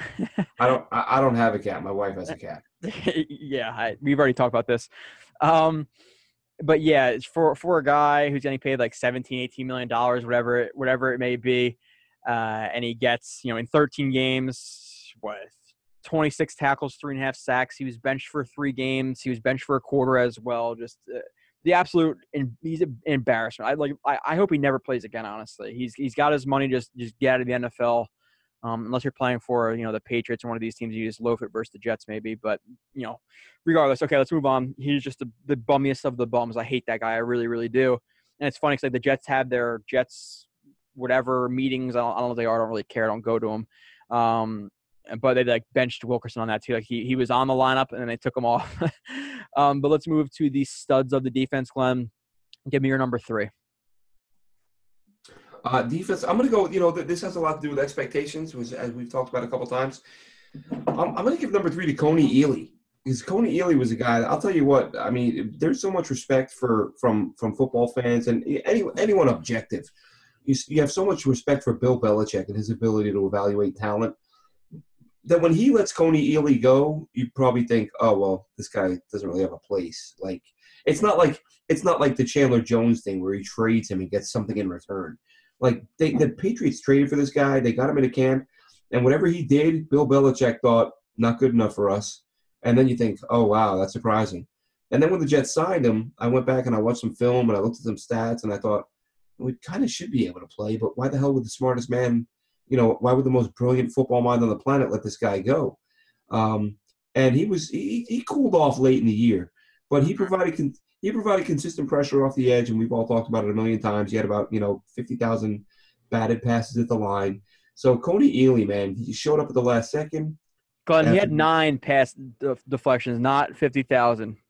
I'm gonna double check that. I think your numbers are wrong on that, Joe. I do believe it was 50,000. We'll address that next show. But yeah, look, he had a nice season for them, and I hope they find a way to keep him around, especially given the fact that Mo should be on his way out. Yeah, and we'll talk about him in a little bit as well with some other things. But yeah, he was pretty damn impressive to me as well. And when I was thinking about this, I was thinking about my guy for number 3, and people are gonna be like, oh my god, these are the guys the non-film guys or just casual fans who are gonna get on me for this. But I'm giving my number 3 to Mike Pennell. The way he played at the end of the season, I think he really solidified his spot on this roster. A guy who I think is going to play a lot more as the 0 and 1 technique next year. And I know you're making faces at me right now, Glenn, but the last 3-4 games this year, he was fantastic. And then, honestly, if there was more to pick at the defense, who really played that well in the defense? We're going to have McClendon and Pennell and Leonard Williams and stuff like that. But like I said, relative to expectations, Mike Pennell, I think he had a really good year. So, well, the only reason I'm making faces, Joe, I don't disagree. He played well, but he wasn't really a regular until sort of halfway through the season, if not later than that. So, Coney Ealy was playing good the rest of the first half of the year, and then the second half of the year he didn't play that well, Glenn. But he was playing. No. I know. He didn't play as well. He was still playing well. Just the fact Coney Ealy for the first 5, 6, 7 weeks of the season was playing 12 snaps. I'm just looking at it in terms of playing time. I think Mike Pennell, and I said it the other day talking to the no-fly zone guys, that if you get past the stupid penalty he had, he actually was a really good player for them in the middle of the defense.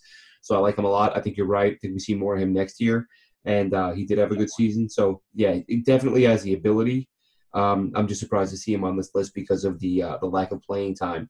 But but if he produced when he was playing, at the end of the year, you take those 5 games and you sum it all up and you put that over a 16-game season. He only had 35 tackles, but even this play, inside zone split again, he gets a combo block from the backside guard and the center. He flashes his helmet into the play side A gap and chase the running back inside. Well, yeah, Xavier Cooper crashes down hard, so the running back has to cut outside. But coming after a combo block, when the guard has leverage to where the running back is cutting to just easily disengage him as easy as he does right there and just tackle him by himself is he was super, super, super impressive. If you're a film guy and you watch him on the inside, just some of the things he did, even this play, which is his game. He was. Again, it's one of those things. I hate to say it, but why wasn't he? I actually started a thread on JetNation in the forums after, I think it was probably after week 3 or 4, and I was kind of like, has Mike Pennell made a play yet? Like, why is he on the roster? Because he was playing like 8-9 snaps a week. And then once he starts getting regular playing time, this isn't a rookie. It's not like this is a guy that you were waiting for him to come into his own. He played enough with the Steelers, and he had enough accolades coming from Pittsburgh that this is the kind of reputation he had. And it's like, why wasn't this guy playing more? But I'll tell you what, man, that dude, he's strong. Yeah, this play that I'm putting up shows on the goal line stop where he just grabs the running back in midair and just stops him from going to the goal line. Like it's like a 230-pound running back, and he just grabs him like he's a freaking toddler and just slams him. So people are going to get on me for that, but come at me, bro. But yeah, he's a good player. I think he gets more playing time next year. I think the Jets maybe sign a Ledger Doozable type or like a Jarvis Jenkins type or, whoever, maybe keep Xavier Cooper. You can make the case that the defensive line was better once Mo was out, which it was better. It was better, I think, yeah. And that's what I said early in the year. I said, I think it was like week 3. It was really early, week 3, I think. And I said, would this D-line, am I crazy to say the Jets defense would be better if they benched Mo Wilk and Darren Lee? And that's when Darren Lee was playing terrible. And I think I said put in like Deion Simon and Julian Stanford, because anybody, if you would have taken an NFL caliber D lineman who felt like playing football, they would have been an upgrade over Mo. I don't care what anybody says. As far as Darren Lee, like I said, he had some stretches where he was good, but it's like, would you be any worse off when he was at his worst with Stanford? But I think the D-line was as good, if not better, when they went from a guy making $18 million a year to a guy making like $18 a year. Yeah. So like I said, I think they sign a role player. I think they move Pennell more inside as a 0 and the 1 next year, and then McClendon's as a 2 or a 3 a little bit more than he was, and there's some sub packages and stuff like that where McClendon will be back as a 0 or a 1 or a 2, where Pennell's out and you bring in a safety or whatever. But yeah, I think both of their roles increase next year. Glenn, who was your number 2? Let's see. I got my list. Hang on. My number 2, Jamal Adams. Wow. Yeah. He's a guy that I actually kind of a similar reason why I think we did earlier in the offseason or earlier in the season we did a maybe it was the halfway mark or something like that. The best players. I like his versatility. I like what he brought to the table in terms of a chess piece. He lined up at linebacker a lot, but he also lined up. He lined up at safety quite a bit. He played a little bit in the slot at corner. The folks that were very unhappy to see the Jets take him in the first round. They just wanted to call him a box safety to try to sort of minimize him. He's a box safety. He's a box safety. He's a box safety. He played in the box a lot, but he also played out of the box a lot. And the effort, this type of stuff that you're showing right now, we saw that quite a bit from him. The backside pursuit, getting after guys, dragging guys down at or around the line of scrimmage. Just a really good player, a really nice chess piece for Todd Bowles' defense. And, a couple forced fumbles, a couple of fumble recoveries, dropped a couple picks, which is a little bit frustrating. But, these things are going to happen. And, I think that you can't really overlook the value that this guy's going to bring in the future. Yeah, he wasn't But he's going to stop diving at ankles. That's for damn sure. I think he's a little bit too aggressive, which we're gonna get into maybe we'll get into the rookie review. Maybe we'll hold it off actually, depending on how much time we have into next week. It's not like we have a ton of topics to talk about for 3 months of non-football, 4, 5, 6 months, whatever it is. So we can always push things back. That's completely fine with me. But my number 2, Glenn, who I think who I'm going to talk about, is actually Steve McClendon. Guy is just super, super impressive. I want to bring up a couple of plays here. And this isn't a crazy good play, but like he didn't make the play. It's probably actually defensive holding. But for him to hold the center who's trying to get on a combo block and get off to Davis, for him to hold his shoulder pad because he knows Davis is going to fill, like that's a smart veteran savvy player to hold that center so he can't get to Davis, letting Davis make the tackle. Like that's a nice freaking play that that doesn't show up on the stat sheet. He held the center so Davis can make a block, but that's like football type of stuff. And this is another play. I'm not sure exactly what it is. I just pulled up a couple of plays here. There's a run stuff apparently. Oh yeah, we've talked about that, Glenn. Yeah, this is a great play right here. Yeah, this is just Helmet another. inside, shove the center to the side and make the play. Yeah, coming off of this another inside zone, comes off a combo block, flashes his helmet into the play side A gap, and then easily disengages the center with a swim move. Just ridiculous. Like that is ridiculous. I get way more upset than I should, but when I see people say I saw it, I don't get into the arguments and the debates on Facebook, but it was like one of the many online Jets, Facebook groups, and it was like McClendon is garbage, and I was like, I don't have enough time to break down and respond to these comments. But I think fans, I mean, it's a thing. I did it too, but probably when I was 14 or 15, like you just fall in love with sacks, and if a guy doesn't have double-digit sacks, he sucks. There is no watching the ball, looking away from the ball and watching what he's doing. Look at that. I mean, the only reason I didn't put him in my top 3 is because I'm putting him in one of the awards. So I wanted to give some other guys some credit. But okay, we talked last year about how he was better than people gave him credit for, and I feel like this year he came back even better. Oh yeah, and I mean he is a severely underrated guy. It makes me, I get mad. I've seen people, again, Jets fans, they'll find a couple of plays where he didn't play well, and they'll be like, oh, look, he sucks. Look, he got blocked out of the play here. Listen, man, everybody gets blocked sometimes. You know what I mean? No doubt about it. Steve McClendon can friggin' play, and he's a guy that doesn't get nearly enough credit. And I think we are Steve McClendon's biggest supporters, Jets fans. We should start a Steve McClendon fan club and website. Television sitcom. Yeah, well, that's the stuff like you don't see on the broadcast. Steve McClendon playing well. That's the stuff you have to watch the film to know. And this play too, you see. This is Leonard Williams. I just blanked out for whatever reason, but he's the 3 tech, and he just jerks this left guard, so makes the running back cut back, and McClendon as a 0 just manhandles this center. Like he just pushes him around like he's a child. He's not quite on the level of Chris Jenkins, but you do every now and then. But he's more agile than Chris Jenkins. Yeah. Oh God, yeah. Well, I mean, Chris Jenkins weighed 40 pounds more than he does, but you do see him just throw people around from time to time. Like, look at this. This is a 300-pound man, and he's just pushing him around. Like, come on, man. So yeah, he is super, super impressive. He's probably like one of my favorite Jets. Definitely the most underrated Jets. Maybe we should have that. That's a new topic right now, Glenn. Most underrated Jet. Do you agree with me that it's Steve McClendon?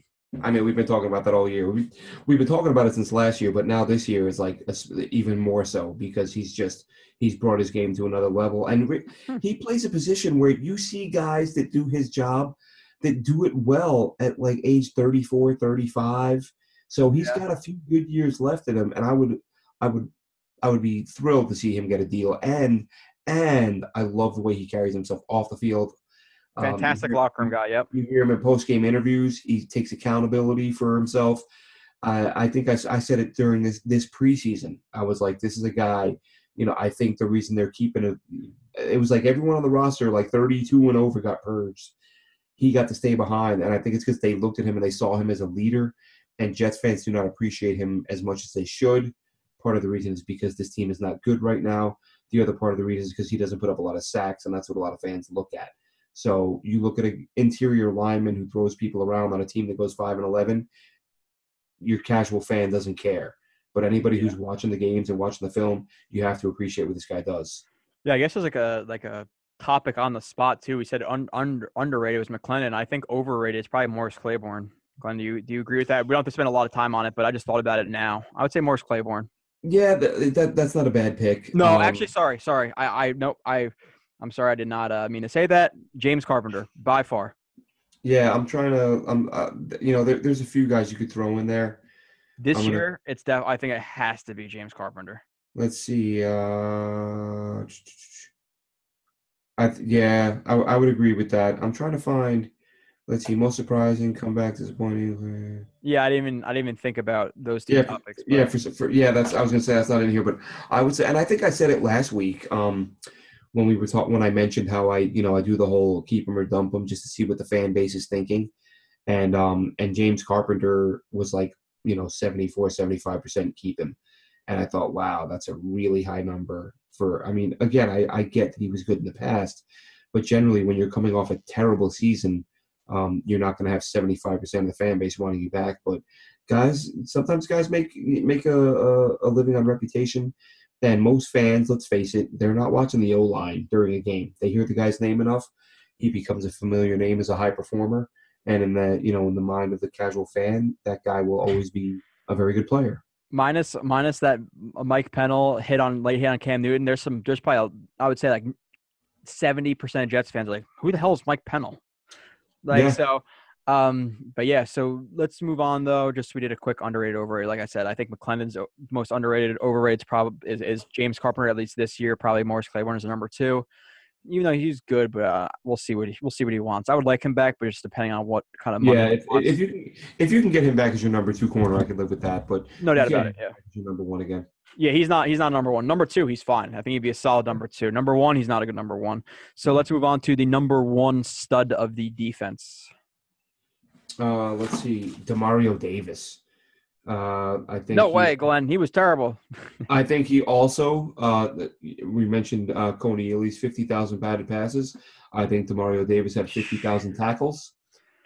He had a ton of stops around the line of scrimmage. 135 tackles, 5 sacks. He played 1,117 snaps, which is 100%. And he had a tackle on every single one of them, if memory serves correctly. So nice year for him. He got to the quarterback an awful lot more than you generally expect inside linebackers to get to the quarterback. He's reinvented himself. Let's face it. And I've tweeted it. I've said it before on this show, and I still think, what a fantastic move, Calvin Pryor. That's what you gave up. You gave up Calvin. You gave up John Idzik's one of John Idzik's prized possessions, and Calvin Pryor. And you got a guy who really deserves some Pro Bowl votes. Didn't get any, but he deserves some consideration. And I think he's on his way to a probably $7.5-8.5 million a year contract over the next 3 years. And I'm glad, man. Look, when he left, I'm not going to say I was heartbroken because in the role they had him playing in, he didn't fit there. He got beat a little bit too much. But in terms of his leader, again, same with McClendon. In terms of leadership, character, tenacity, like you're not going to do better than Demario Davis. So they have some good players here to build around. We talk about Jamal Adams, his intangibles, and Demario Davis is right up there with that, man. At every level, you got Adams in the secondary, you got Davis with the linebackers, and McClendon up front. Some high quality, high character guys who can play this game. So I'm looking forward to him getting his contract extension. Yeah, I thought it was kind of like a wash. We can both admit that. And he came back, and he's almost like, I would say he's a very solid linebacker. Oh, a solid linebacker. I don't want to say very solid because I think, he kind of regresses back to what's normal for him. But yeah, here, and I think the Broncos probably ran this play, I would say 7 times this game. But for him to just fill in the play side A gap, and he just the guard is coming off of a combo block. He's not full head of steam, but to truck over a 300-pound guard and put him on his ass and then get it on the tackle, like that's as impressive as you get. So Demario Davis, just a hell of a year. I'm gonna bring up another one too, which I think is from the Broncos game too, another counter. And this one, I'm pretty sure he just gets past the left tackle. If I'm right, let me see if I'm right here. Gets past the left tackle who comes off a combo block and fills in. He takes on the pulling tight end as well. Gets in there for the tackle. So he's getting blocked by an offensive lineman and getting partially blocked as well by a tight end who's coming across the formation and makes the tackle. So to fill in like that against 2 dudes, get around the blocks is just – and still get on the tackle. He had a hell of a year, especially in run game. And in blitzing coverage, he definitely needs some work, but he wasn't as egregious as he was, especially in the first couple of years he was here with the Jets. Glenn, you just crack a can? No. Was that a bottle? Are you going off the bottles now because you cannot open a bottle with an opener? I coughed. That's a weird ass cough. Okay, it's a can. As long as it's not like Coors Light, we're fine. No, it's actually my in-laws got me a selection of 6 different IPAs for Christmas. And so I've never had any of these before. This one is called Cloudwater, Session IPA. You say cloud water or clown water? Cloud, like what Geno Smith's head Rain? is in when he. Shouldn't it just be called like rain? No, it's I don't know where it's made or anything like that. Okay, so let's move on. So we went over the defense and the offense of the studs and the duds, Glenn. I'm going to go with the same guy for my overall MVP. I'm going with Demario Davis as well. It was kind of between him and Robbie Anderson, obviously. You can go either way with one of these. I was going to let you go first, and whatever one you didn't pick, I was going to go. So I think like it's 1A, 1B. They both had fantastic years. They both would have played better with better players around them. Demario Davis still has his struggles in terms of coverage. Anderson still has his problems working underneath and in traffic. So I'm going to give it to Demario Davis as my overall MVP of the Jets this year. I'm actually going to go with Josh McCown. And the reason I'm going with Josh McCown is because when you look at his numbers, they weren't fantastic. They were respectable. But when you look at how bad this O-line was, I think a lot of quarterbacks behind that line would have been atrocious. But then shouldn't he been your number one stud on offense? I didn't want all the I didn't want to give like the same guys all the time. I didn't want the same name to keep coming up. Basically, God damn it, Glenn, your list makes no sense. No, it does. It makes perfect sense. No, I got you. Yeah, I think in terms of an individual performance, that's what the old guys are. But when you're talking about just a guy that that kept the offense together, kept things running smoothly, I would have to go with McCown. He the locker room clearly responded to him. I had friends of mine that would tweet me during the season and just say, I can't believe how functional this offense looks. Like everybody expected a complete disaster at every level. And Josh McCown was the reason for that. So he wasn't great, but he was good, and he was respected respected in the huddle, respected in the locker room. And again, the fact, I think it was his veteran presence and his veteran savvy that prevented him prevented the offense from falling apart when the guys up front couldn't block. Yeah, I can understand your reasoning there. Now, Glenn, let's move on to the next award, the Rookie of the Year. I was torn on this. I think the obvious choices are Jamal Adams, Marcus May. Marcus May had a couple picks. Jamal Adams didn't have any. And going back to what I said earlier, I'm going to give Jamal Adams the nod because of his versatility, because he was using so many different roles. He's got to get better for being the 6th overall pick. We saw him give up some touchdowns where he was, especially against Gronk, he gave him some big catches where he was stride for stride with the receiver, but just didn't locate the ball or didn't get a hand up to bat the ball down and disrupt the receiver. Like Kelsey, where he was like overly aggressive on double moves. Yeah, so he's got to be better. But for a rookie, I feel like he did some really good things, and that's I almost went with Marcus May. But I went with the versatility was the X factor for me. The fact that he moved around so much and did so many different things. Yeah, and I'm going to go with Marcus May. 2 interceptions, 2 pass deflections, a forced fumble, 56 tackles. And this is another guy who I like him. But there I can point out, I know, and Glenn, I know you'll say, obviously there's some times where people are beat where you don't notice it on other teams, et cetera. But he was there could have been another, I would say, like 5 touchdowns on Marcus May. So he had a good year. Do I think he had like an all-pro, Pro Bowl type of level safety? No, I think he was like an average safety this year. But for a second-round pick to be an average starting safety where he didn't get beat all the time, I think that's good. I think his projection or whatever is going to be way up there. But he'll be a really good player. He has to just key in on some keys and some different things. But there were definitely some hiccups this year. But I'll go with him as not my number 1 or anything like that. But this is my Rookie of the Year, and this is just a fill. And coming from deep here, and the running back is cutting back, and if he doesn't get in on this tackle, look at that lane. So for him to shoot up from that deep and to get into, I don't know what gap it was. I wasn't looking, the A gap. And to fill into there and make that tackle one-on-one with Anderson, even though Anderson is coming from some traffic and spins around. But still, really nice tackle from him there. So he gets my number. I keep saying my number.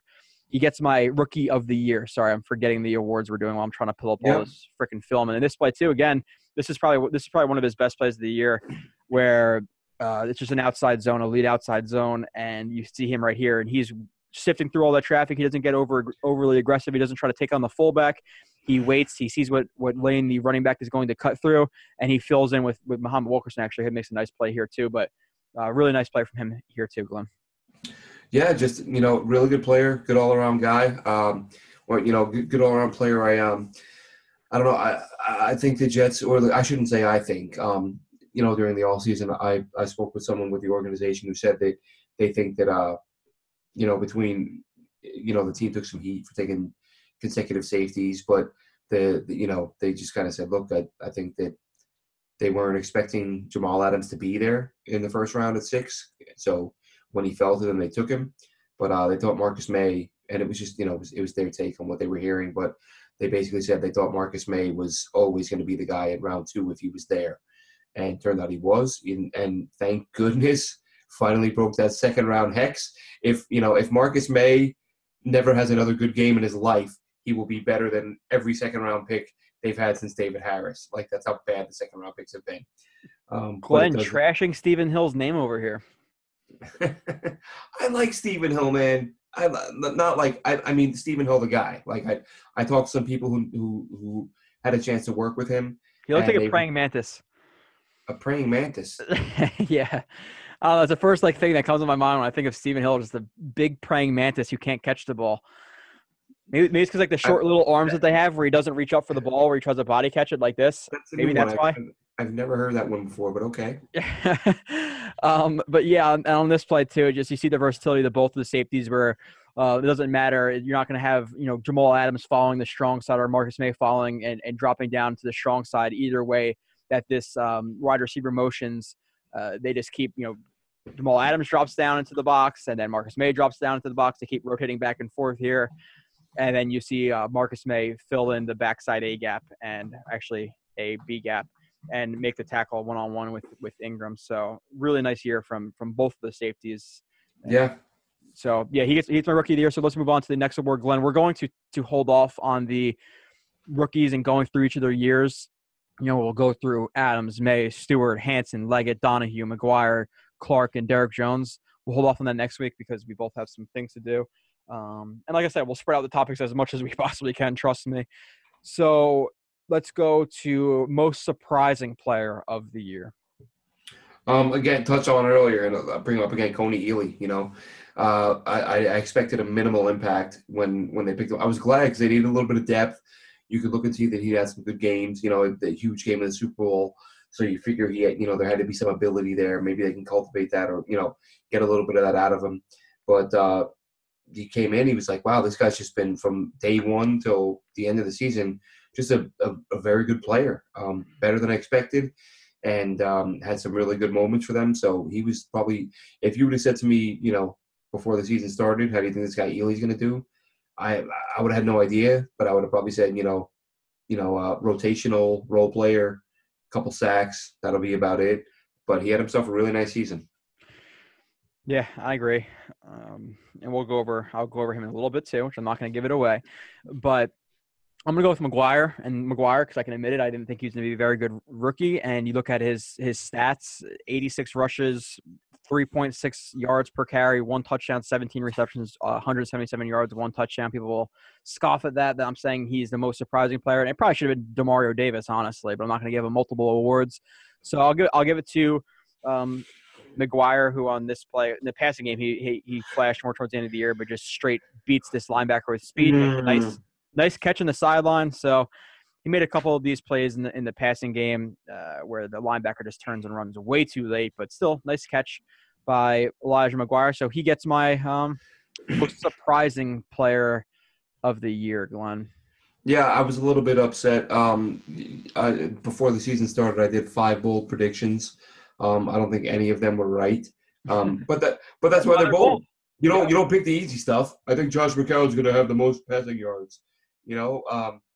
But I said, and I'll give you my logic here. I thought I figured Bilal Powell would get hurt at some point, and I expected Matt Forte to lose a step. So I said that because I did like Elijah McGuire, I said Elijah McGuire would lead the team in rushing yards.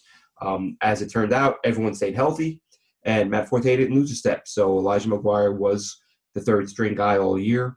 But I wasn't surprised. I liked what I saw from him. I wish the O-line was a little bit better and gave him a little bit more room to work with. But hopefully that's something that's in the coming years. Yeah, here you're just seeing beat a linebacker on an angle route. It's funny with those bold prediction things. Like you'll see people like bold prediction: the Jets will beat the Patriots this week, but if they don't play a fantastic game, they're going to lose. It's like, okay, so That's not bold. It's not bold. Like obviously, like you're saying that so it's just stupid. But I think I said Josh Martin would have 7 or 8 sacks, but I think that's just a dumb prediction.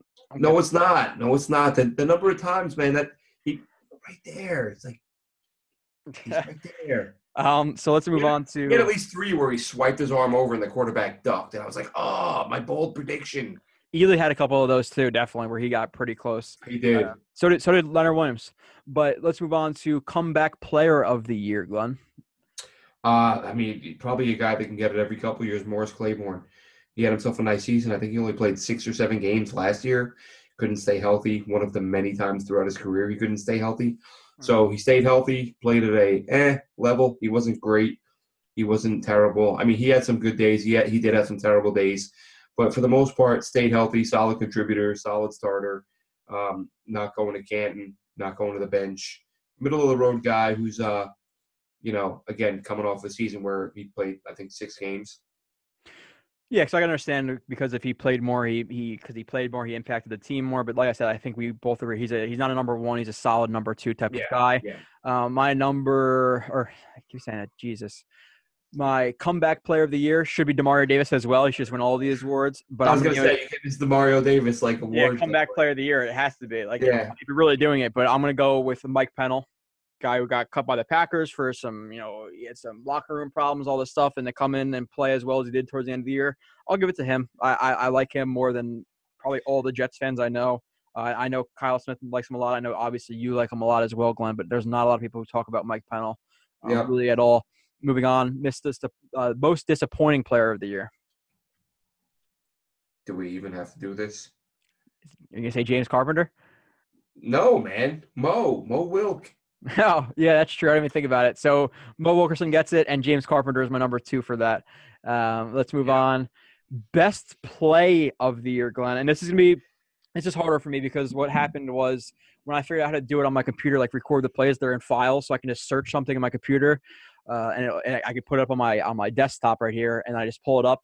But with this stuff, I'm going to have to pull it up on Twitter for my old reviews. It's not going to be that good quality. I was actually not I kept my mouth shut, but you actually showed it earlier, man. The bomb touchdown pass to Robbie from Josh McCown where he rolls out, resets himself, points Robbie deep. He breaks off his route, runs the 9, and beats the DB deep for a touchdown. That's a lot of things going on at once. It's a play breaking down, veteran quarterback realizing what's going on, the young receiver keeping an eye on the development and breaking it off to go deep for the touchdown. A lot of good things happening there for a score. Yeah, I think I didn't even think about that one. I didn't think about the one where Robbie Anderson actually beat the frickin' 2 corners against the Panthers too. That was my first thought, was that Robbie catch in double coverage. And then I thought, no, what about the one where McCown had to roll out and just kind of improvise and send him downfield for the big score? Yeah, this is an older one, so it's not like the best quality where you can see I'm recording my computer. I'm probably watching football back there. You can see my real TV, my mirror. But this play from Coney Ely, I'll give it to him. That was another one. That was I thought about that one. Yeah, how does this play? Okay, there you go. But yeah, to just get into the backfield, to recognize that Bortles is about to throw the ball, get his hands up, and then have the awareness to see where the ball goes in the air and pick it off, and then almost run in for a touchdown, all in the same play. Yep. Hell of a freaking play from Coney Ely right there. So yeah, that gets my best play of the year from Coney Ely right there. So, and then next, Glenn, we'll go to. That's how I search it. So what I do is when I search this stuff, you can search the @ name and then Coney Ely Beast. So I looked this play up. I saw Coney Ely has been a beast. So I just typed in Coney Ely Beast and it pops up first. That's how you do Twitter searches. So if you're like, I know this guy said he sucks, it's like @AceFan23.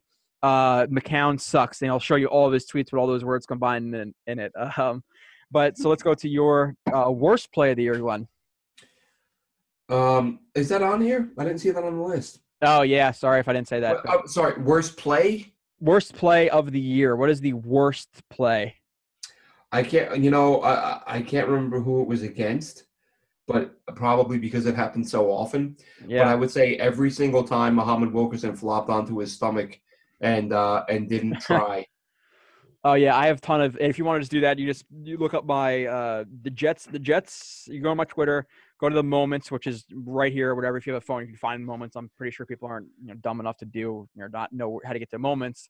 If you're on Twitter at least, and just go to the Patriots like Week 8 game at home, and there's at least 10 plays I put up there of him just being terrible and just flopping. So let me see. This is my worst play there. The McCown. Oh, geez. The McCown interception versus the Dolphins at the end of the game, Glenn?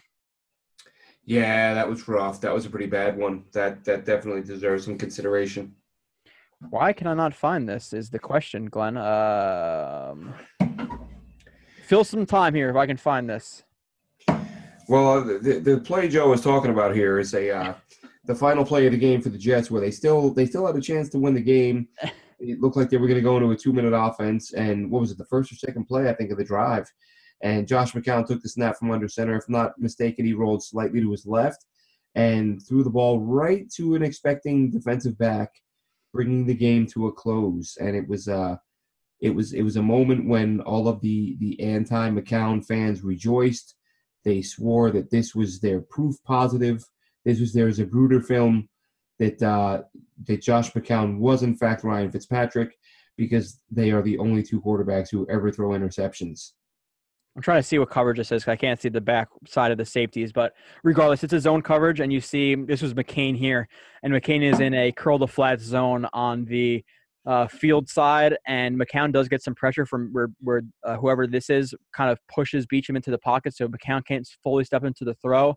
But when you're fighting for either overtime or to take the lead at the end of the game and win, and you're throwing an outside pass to it was Curse, right? I believe so. Yeah, it was Curse. It was Curse on like an out comeback, and he just throws the ball right to Bobby McCain, who's in that curl to flat zone where, yeah, I can understand maybe if you're trying to make a play at the end of the game, you're down, you can try to throw that ball. Maybe if you didn't get hit from this, I think it was a 9-tick, he needs to get pushed into the pocket where McCown can't step into the throw. Maybe he makes that throw, but at that time of the game, to take that risky of a throw was just the worst play of the year. And this is after the Dolphins come back 14 at the end of the fourth quarter, and you're thinking, okay, well, maybe the Jets can drive or go to overtime, try to win the game, but then this is just deflating. So I think this is the worst read and the worst play of the year for me, Glenn. Yeah, I mean, it's it cost them an opportunity to come back and win a game, and a lot of fans were, at the time and still, not thrilled with the play. But, let's face it, it was a season where McCown played decent football, but he's not an elite quarterback. He's gonna make throws like that. I mean, hell, even the elite quarterbacks make bad throws, but that one jumps out because it's that, you're kind of getting yourself revved up thinking, here's our shot to come back and win this game. Yeah, time of the game, yep. And it just, and the fact that it's so sudden, it's not like you were driving and there was a turn. It's like almost as quickly as you're saying, I think the second play, I think. Yeah, before you're done saying we got a shot to win this game, the ball's being intercepted, and you're like, it's. Yeah, that was up there. There could have definitely been a couple missed tackles from like Burris or screen or something like that, or a penalty, or even the McCown fumble versus the Panthers where Kuechly ran it back, or the fumble on the swing pass to Powell where. Or really, actually, you could say actually. I'm going to say you said penalty, the Mike Pennell penalty. Ah, yes. That's got to be a candidate. Yeah, that's up there. Yeah, but let's move on from that. What's next? Yeah. What's next? The fastest. Who do you think is the fastest Jet on the team? I think we're going to have the same one for this one. Yeah, it's got to be Robbie Anderson. Yeah. I think, yeah, Robbie Anderson wins this. It's pretty easy. I really just did this for the slowest one because I think that's kind of funny. The only guy who might, and I could be wrong, and he's not very good anyway, but JoJo Natson, probably give him a run for his money, no pun intended. But if he's not returning a punt backward, I think running a straight line, JoJo Natson is probably pretty damn fast. Yeah. But I'm still gonna go with Anderson. Now, Glenn, like I said, I did this probably for the next topic, which is the slowest Jet. Relative, like obviously you can say Mike Pennell is the slowest Jet. Like that's easy. but relative to their size, your expectation of how fast they're supposed to be, who is the slowest jet? Oh, wow. Okay. See, I didn't look at it that way. I just said O-line. Like, I'm just always going to pick them to be slowest. Do you want to see who mine is, Glenn? And I think you're going to laugh because, okay, Hang on. think of it. Don't say Dakota Dozier. No. All right. I'm just saying. Let's see. Slowest jet. I got who. Let's say Eric Tomlinson. No. What? Who do you got? Right.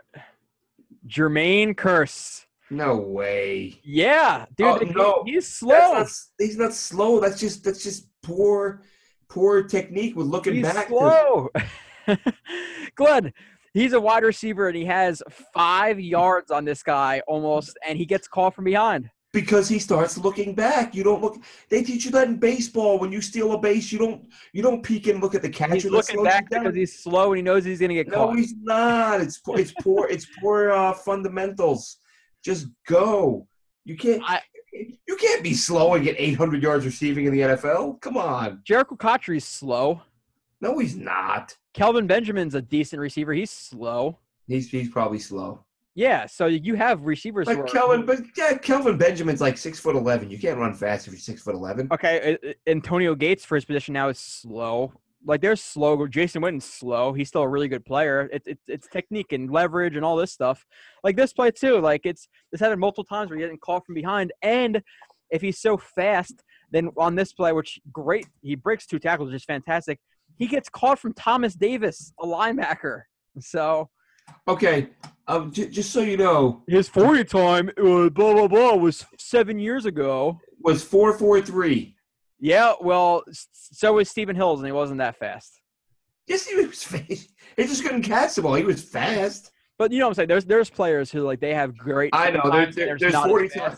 There's track time, and there's track speed, and there's game speed. So if he's a 4.4, then what is Thomas Davis, a 4.3?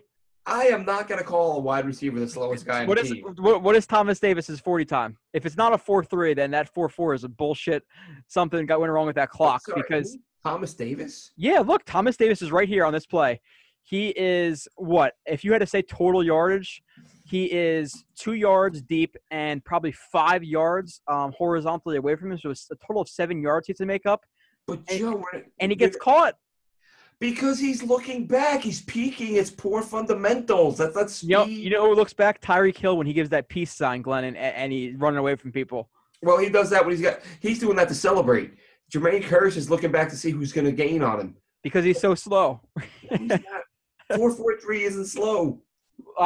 He does not run a 4.4 on the field. But, okay, regardless, slowest jet of the year, Jermaine Curse. I would argue that James Carpenter is slower than Jermaine Curse. Relative to size. That's just me. Okay, when you sent me the email, you didn't say you wanted the slowest jet relative to size. You know we do. It's all about relativity. It is all about relativity. You know how we do this type of thing. Theory of relativity. It's the Einstein podcast. Okay. A couple of dumbasses. So we're going to give this away. I'm going to give it away. The softest jet of the year, Muhammad Wilkerson. That's easy. He's soft. He's overrated. He's a bum. He's overpaid. We can give him all those topics. Goodbye. So I'm not going to go through that. He's the softest jet of the year. No. Now, Glenn, who do you think relative to size, strength, aggressive, the strongest, most like physical jet on the team? Okay, see again. Now I have to recalibrate. Relative to size, strongest jet on the team. Well, why would I even bring that topic up if I can just say, oh well, it's freaking James Carpenter or whoever? I was going to say Mike Pennell because when you said strongest jet, I thought you meant strongest jet. There he is. Yeah, that's a good call, man.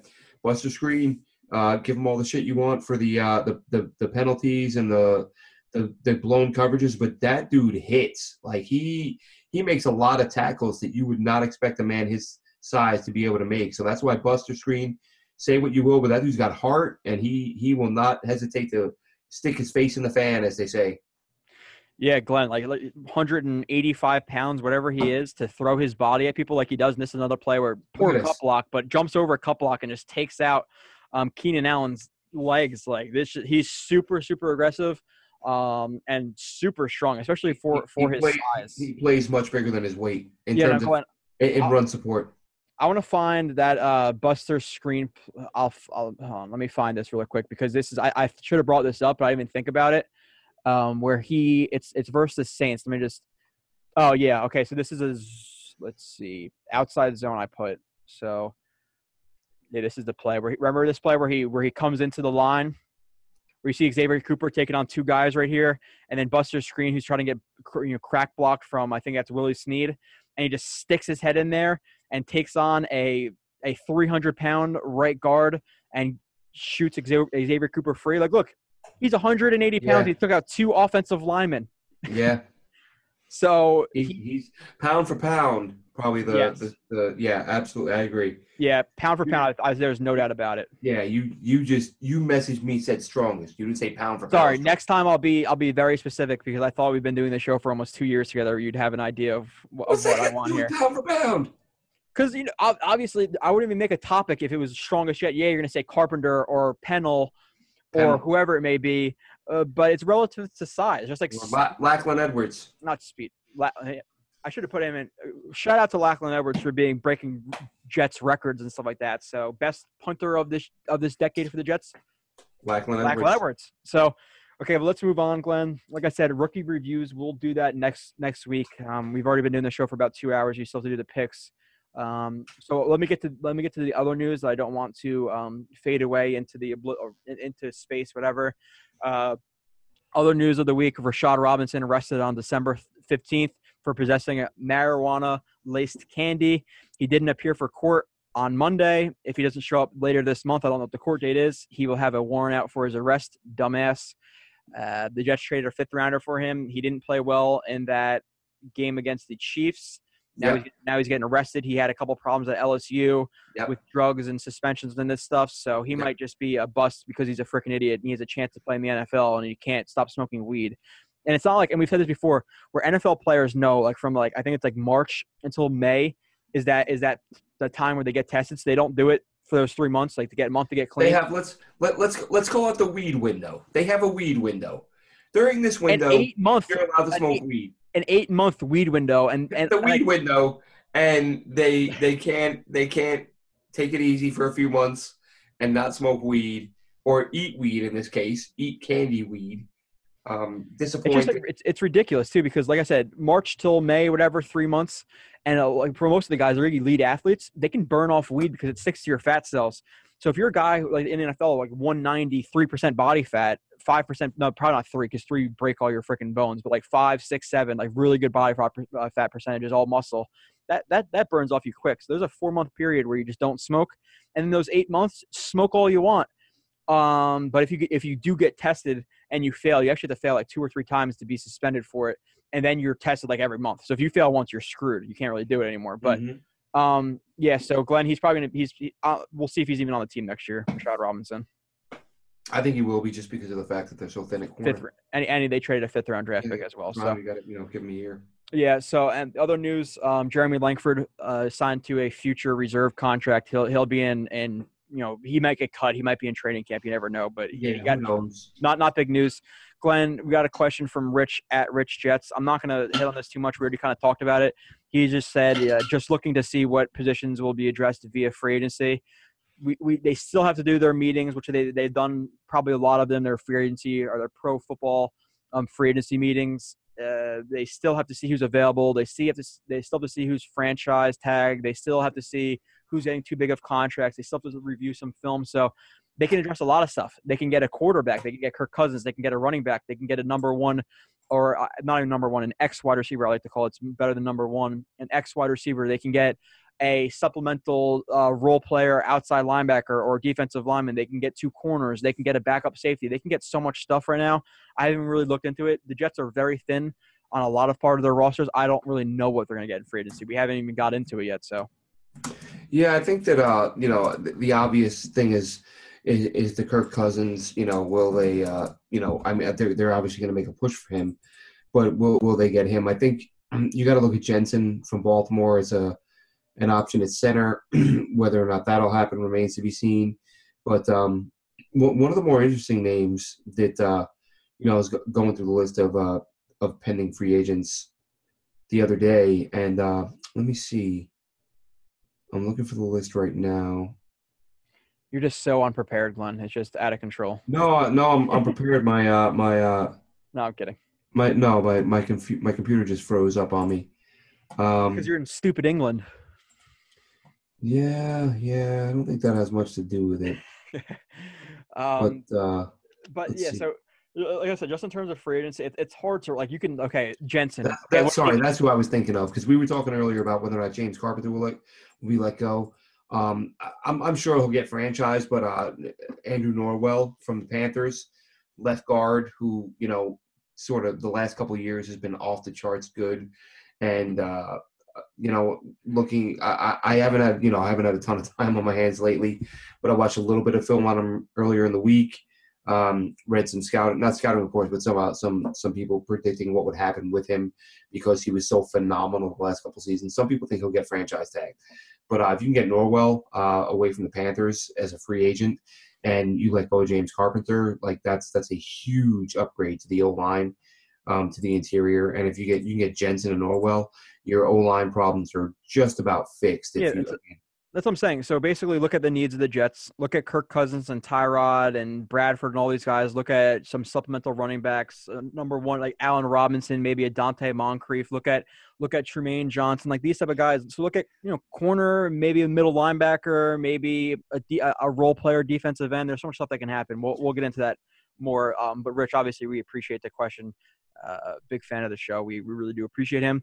So let's get into the picks. I know you have to go study or something like that, and I, have to do stuff as well. Unfortunately, homework. So Glenn, last week we picked the playoff games. You had a bad week. So you went 1-3. You were 52 and 28. You are now 53 and 31. I went 3-1. Now I'm 53 and 31 as well. So we both picked the Chiefs, who choked. They absolutely choked versus the Titans. I didn't watch that game because of the time difference here. Yeah. What in the world happened? Why the hell am I reading that Alex Smith's number one target was injured, and they didn't run the ball. They did not run the ball. They abandoned the running game. They were like, "Hey, our top receiver is out. Let's throw the ball like crazy." Like, yep. What is it with Andy Reid, man? Joe, we say it all the time, man. We're fans, right? Like, coaches, these guys know a trillion times more than us. But it brings you back definitely a trillion times more than you, yeah. It brings you back to the Super Bowl last year, and it makes you think of this year, like, you have these huge leads, and you abandon the run. Mm-hmm. What the hell is going on? It's so dumb. The Falcons was worse, obviously, up 28-3, and you don't run the ball at all. And then you're in field goal range, like close out the game, and you throw a pass and get sacked, like the dumb. But yeah, Andy Reid, they're up, I think, 21-3, 21-7. 21-3. They didn't run the ball at all in the second half. I think they ran the ball like 8 times in the second half or something like that. And you have Kareem Hunt, who's a good running back. So it was beyond me. Your best target's out. You don't run the ball. You give the Titans plenty of time to get back in the game. And did you see that play, by the way, with Marcus Mariota throwing him a touchdown pass to himself? By the way, if you look at that was an illegal forward pass. He was past the line of scrimmage. See, I saw that mentioned a couple times, but I think the NFL or Dean Blandino, somebody Blandino or somebody said like he was behind the line. Oh yeah, that's what freaking refs do. They always stick. Even if it's the worst call in the world, if you no, Blandino's gone. Dean Blandino's gone. Yes, but wasn't he the one who also agreed with the Austin Seferian-Jenkins ruling that one time too, where he said, "Oh, well, Austin Seferian-Jenkins, the fumble with the Patriots." He said that it wasn't. On the second one, the first one, I thought Pereira and Blandino both said, but either way, where I saw it broken down, they said he was just behind the line. But if maybe if it was the technical one where the screen one is a little bit, it's not the real line where it's pretty close though. Mm-hmm. But he was a half a step over the line of scrimmage. So when I watched, I was like, "Oh, it's gonna be called back." He was past it, but you obviously can't review it because of a penalty. So they're not going to come back and say, "Yeah, well, I don't know." I'm sure. Right. I'm sure he still gets paid by the NFL in some way, but no, I mean, he's paid by whichever network he works for to critique the refs. He actually ripped them for a call last week. I forget which one. Well, go back and watch it again. I don't know how they broke it down, but from the angle I watched, at least on TV, I actually saw, did you see the meme with Giselle and Mariota? Yeah, I saw that. But yeah, so the Chiefs choked to the Titans 22-21. The Titans won. The next game, you took the Rams. You thought we're going to the Super Bowl. or maybe we're going to the Super Bowl versus the Falcons, and I picked the underdog and the Falcons on the road. Yeah. The Falcons whooped the Rams' ass 26-13. Yeah, the Falcons have just been too inconsistent for me to stick with them this year. Me too. I was nervous about it, but I was thinking like, okay, the Rams don't have a lot of players with playoff experience. The Falcons have been there. If there's an upset this week, that's what it's going to be. Even though the Titans had an upset too, but yeah, Falcons beat them pretty badly. The Rams just did not look good at all. Mm-hmm. Next game, probably the most exciting game of the week. The Jaguars beat the Bills 10-3, which is the game you got right. Or no, you picked the Bills. No, yeah, I went back. And I said it's gonna be close. I said like 51-49. Like I couldn't really pick. I think I went back and forth, and it all came down to I felt like both teams had really good defenses. Jaguars better, but I thought Tyrod versus a good defense versus Bortles. Basically it came down to I like Tyrod better than I like Bortles, and they were both facing a really good defense. So I went with the Bills, but. Yeah, the Bills have a good defense. This is why I picked the Jaguars. I think the Bills have a good defense, but I think if the Jags, like as they get more mature and they add a couple pieces, they can be like the number one defense, like the Seahawks type of defense. Or the what makes me mad about when I look at the Jags though? The Jags are what like the 2009, 2010 Jets should have been. The problem is the Jets had Mark. As much as people rip Blake Bortles, the Jets had Mark freaking Sanchez. Yeah, but he was beyond bad this game. He missed so many passes. There's at least 5 passes that were 5 yards away, and he just sailed the ball on them. I'm talking about during the year though. He wasn't 12 touchdowns, 20 interceptions this year. No, he was better than Sanchez that. was. He was better than that. But the Jets also had a better offensive line and running game than I think the Jaguars did, or they definitely did. They were number one. So. Right. Okay, but let's move on. That was a terrible game. Really, just didn't look good at all. But moving on, we both picked the Saints versus the Panthers, who won 31-26. Pretty good game. The Panthers had a chance to come back, and then that concussion with Newton, man, that's some bull. Yeah, I saw that. Yeah. But you have, I think, who got that sack to end the game? Was it Cameron Jordan or whoever? I think it was. But maybe it was one of the last sacks. But that was a really good game, probably the best game of the week, because the Chiefs-Titans game was probably up there too. But just the fact that I picked the Chiefs, we both did, and they choked it away was just frustrating. So now there's no chance for me to go back and get double the wins and losses when we're out of that. Where if we won that Chiefs game, we would have been 34-30 with 7 games left to go. So, but now we don't have a shot. So moving on to this week, let's pick these games. The first game of the week, Saturday at 4:30, the 11-6 Falcons. This is including playoff records. So, they didn't play 17 games this year in the regular. I know that. The 11-6 Falcons versus the 13-3 Eagles, who are coming off the bye week. Give me the Falcons. I love that Eagles defense, but I can't take Nick Foles to beat Matt Ryan. Yeah, exactly. I'm gonna agree with that just because of that reason, Glenn. Just because it's Nick Foles. Obviously, if it was Wentz, I would take the Eagles. I can see the Eagles even winning this game though too. If Matt Ryan kind of does what he does. That they're at home, that defense is good enough that you force a couple turnovers, you can win a game. So I wouldn't be shocked if the Eagles win. But Jahi, LeGarrette Blount, they have some good running backs too. When you boil it down to especially postseason. And unfortunately, this is why the Jets never have a chance even when they make it to the postseason. Teams are good, and you just boil it down to the quarterbacks. And I'm like, I'm taking Matt Ryan over Nick Foles. Yeah, exactly. So I'm going to do the same. But I could see the Eagles winning this game being the upset of the week type of game. Next game that night on Saturday at 8 o'clock, the 10-7 Titans at the 13-3 Patriots. Go ahead, Glenn. Pick the Titans. Friggin' Patriots. Yeah. Patriots are going to destroy the Titans in this game. I don't see how it can be close, but you never know. By the way, not to interrupt, but since we're talking about the Patriots, if you're not a member of the forum, if you're not a member of JetNation on the forums, joining this week just to look at the thread started by Max Mann, who runs JetNation. He publicly shared an email that was sent to him. I'm sure it was like an email bot or something. It sent JetNation an email that was like, "Hey, we see that you retweeted a video of like Tom Brady's workout routine. Let us know if you want any more information that your members would be interested in. And, yeah, I just have a feeling that Bill Belichick's not going to leave the Patriots because of a personal trainer, but I don't think that's the only reason. He's leaving because of Jimmy Garoppolo.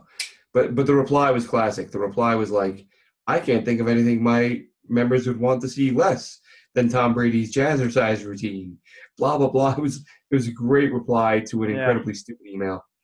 Yeah, I don't think Bill Belichick's leaving. I really don't. I think he has it pretty much made in New England. He'll have it made anywhere.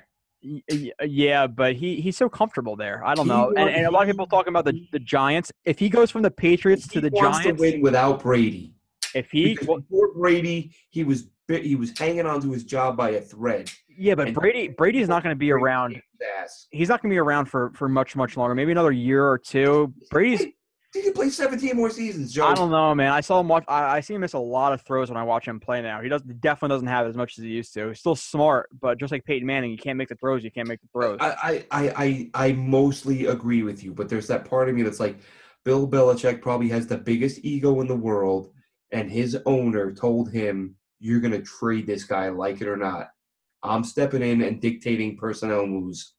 And I think Belichick is like, oh, now you're in charge. Now Bob Kraft, the businessman, is in charge of football operations. Yeah, I could see it. I could see it a little bit, but I don't think it's gonna happen. I doubt it, but I wouldn't say it's completely outlandish. But that's why I had like a family party this weekend, on Saturday, and we're watching the games. And a couple of Giants fans were like, "You think, what do you think if Belichick comes back to the Giants where he like started it all?" I was like, if he goes to the Giants after the Patriots, I'm done. I'm not going on Twitter. I'm deleting my Facebook. I am going to be. I honestly, as long as he leaves the division, I would be thrilled. Go to the Giants. I don't care. You're in England. You don't talk to Giants fans. I'm in New Jersey. It's different for me. I didn't talk to Giants fans when I lived in New York. Why would I talk to Giants because fans? you lived in southern New Jersey, so you're talking to Eagles fans, those inconsiderate bastards. No, dude, I'm from New York City. I was raised in New York City. Oh, true. I don't talk to Giants fans. So let's. They're almost as bad as Mets fans, Joe. I have doubles. These are classy guys. Mets fans, yeah, I can understand why people don't like Mets fans at times. But the next game, Glenn, the first game of Sunday at 1:00, the 11-6 Jaguars at the 13-3 Steelers. Man, I really want to say give me the Jags in an upset, but Blake Bortles is not beating the Steelers. No, I can't see it. Again, coming down to the quarterbacks, Big Ben versus, that guy. It's just if you're going to score like 87 yards rushing. Yeah, but Bortles is not beating them. Yeah, he was terrible. He missed like 5, 6, 7, 8 throws in that game where he just completely. Again, if the Jaguars defense comes out like maniacs and they force like 5, 6 turnovers, fine. Like they did the first time when they played the Steelers, though. Right. But it's the playoffs now. Now it's big boy football. I had a lot of people say that to me, like, "Oh, well, look at what happened the first time." But that was the playoffs. It doesn't happen a lot to Ben Roethlisberger, even if he is getting a little bit older. And probably if he wins the Super Bowl this year, which I don't think he will, probably will ride off into the sunset with that Super Bowl ring because he's been flirting with, retiring for probably 2-3 years now. But yeah, I just don't see a team who scored 10 points versus the Bills. They have a solid defense, but if you put up 10, 13, 17 points versus Steelers team in the playoffs versus Antonio Brown and Le'Veon Bell and all these guys, there's no way. I just don't see the Jaguars. Maybe it could be a little bit close, but I see the Steelers winning this pretty easily. Now, the next game is the best game of the week. This one's really, really hard to pick, Glenn. Sunday at 4:40, the 12-5 Saints at the 13-3 Vikings. This is going to be a fantastic game. Give me the Saints. The Vikings are good though. The Vikings are freaking good. Like good. I'm taking the Saints. Give me the Saints. It's so hard to pick because this is what you say. Okay, Case Keenum versus Drew Brees, and Case Keenum has no playoff experience. I know we don't want to get into this, but what do you think of Case Keenum? As a free, he's how old is he, Glenn? I don't. He's not that old. He's only been in the league like 5 years. if you're bringing Case Keenum and you're drafting Baker Mayfield or someone, a first-round quarterback, you want to make them compete it out, yeah, fine. But if you're bringing in him and then you draft a guy in the third, fourth round and he's your guy, I'll lose my shit. I am. It's just No, he can't. Yeah. yeah. So if you're drafting a first-round quarterback, sure, Case Keenum. But other than that, it's just unacceptable. Yeah, I agree. So you're taking New Orleans. I don't know. This is hard because it's playoff time. We're down to the wire. We're tied up. Case Keenum, but they're in Minnesota. Can you imagine Minnesota playing their home stadium in the Super Bowl? First time ever that would happen. That would be crazy. Man. I'm taking Minnesota at home. Their defense is fantastic. I don't know what their rankings is, but to me, I think Jaguars are number 1. I think Minnesota is number 2 defense in the league. They are fantastic. They can stop the run game very well. They create turnovers. Rhodes is an underrated cornerback, a very, very good player. Daniel Hunter, Everson Griffin, all those guys are just monsters. Case Keenum is playing ridiculously well. I'm going to take Minnesota at home. It's going to be a really, really, really good game, Glenn. So to recap, we both picked the Falcons. We both picked the Patriots. We both picked the Steelers. I took Minnesota in Minnesota versus Saints, and Glenn took the Saints in that game. Glenn, final thoughts before we close out? Going to Dublin on February 24th. Cannot wait. It's been too long. Looking forward to Temple Bar, having a few drinks. That's about it. Me too. I can't wait for you to send me my plane ticket. It's going to be fun. But no, actually, in 3 weeks, and I told Glenn this, and I guess we'll tell people now, but I'm going to the police academy again. So I'm going to basically be waking up at 3 a.m. and be home at 6 a.m. And then I have to come home, shine my boots, shave my head, and iron my stuff. So I only have like 2 hours to do anything. So we're only going to be doing like 45-minute to an hour shows for the next like 3-4 months at the end of January, because I'm just way too freaking busy. And then we'll kick off a lot more like 2-3 hour shows again in the end of May type of thing. Maybe we'll have multiple episodes for the draft, or maybe Glenn will do a solo one or whatever it may be. But yeah, I'm going to be busy. So hour shows in a couple of weeks for a decent amount of time. But we appreciate everybody for listening. I'm not going to be as informed. I can't be on Twitter looking at stuff and researching things. So oh, come on, Joe. No way. Dude, the academy, if I pull my phone out, they would literally make me shit, pick it up off the floor, and make it eat it. Like they have marine drill instructors in the academy. You can't do anything. You fall asleep, they're making you do bear crawls. You do that, like they put lipstick on dudes, like it's crazy. All right. Well, I will be partying in Dublin with what day is that, Glenn? What January or no, February 24th. I'll be meeting with our no fly zone buddies, or at least Ian's going to be out there, and I believe one of our regular listeners from Dublin, who, if I'm not mistaken, left us a review a while back, Ray O'Connor, really good guy. He's a fan of the show and a friend of I don't Ian. think he left a review. I haven't seen it, unless he put on a different username. But yeah, I'm not sure. But either way, meeting up with those two in Dublin, maybe some more folks if anybody listening wants to join us. And I've not been out to Dublin in many years, so I'm looking forward to it. Cool. Yeah, so like I said, go on YouTube, subscribe, watch it on there if you can. Obviously, I understand if you're going to the gym, whatever, driving in the car and you want to listen to the show. But YouTube, it's very advantageous to you to be able to watch what we're talking about, and the plays that we don't even mention that are up in the background. It really helps the people, learn, or even if they're a film junkie, you'd like just watching and say, oh, yeah, I recognize that, or, oh, you didn't call out that, whatever. So go on YouTube, watch that, or just like I said, leave us a review.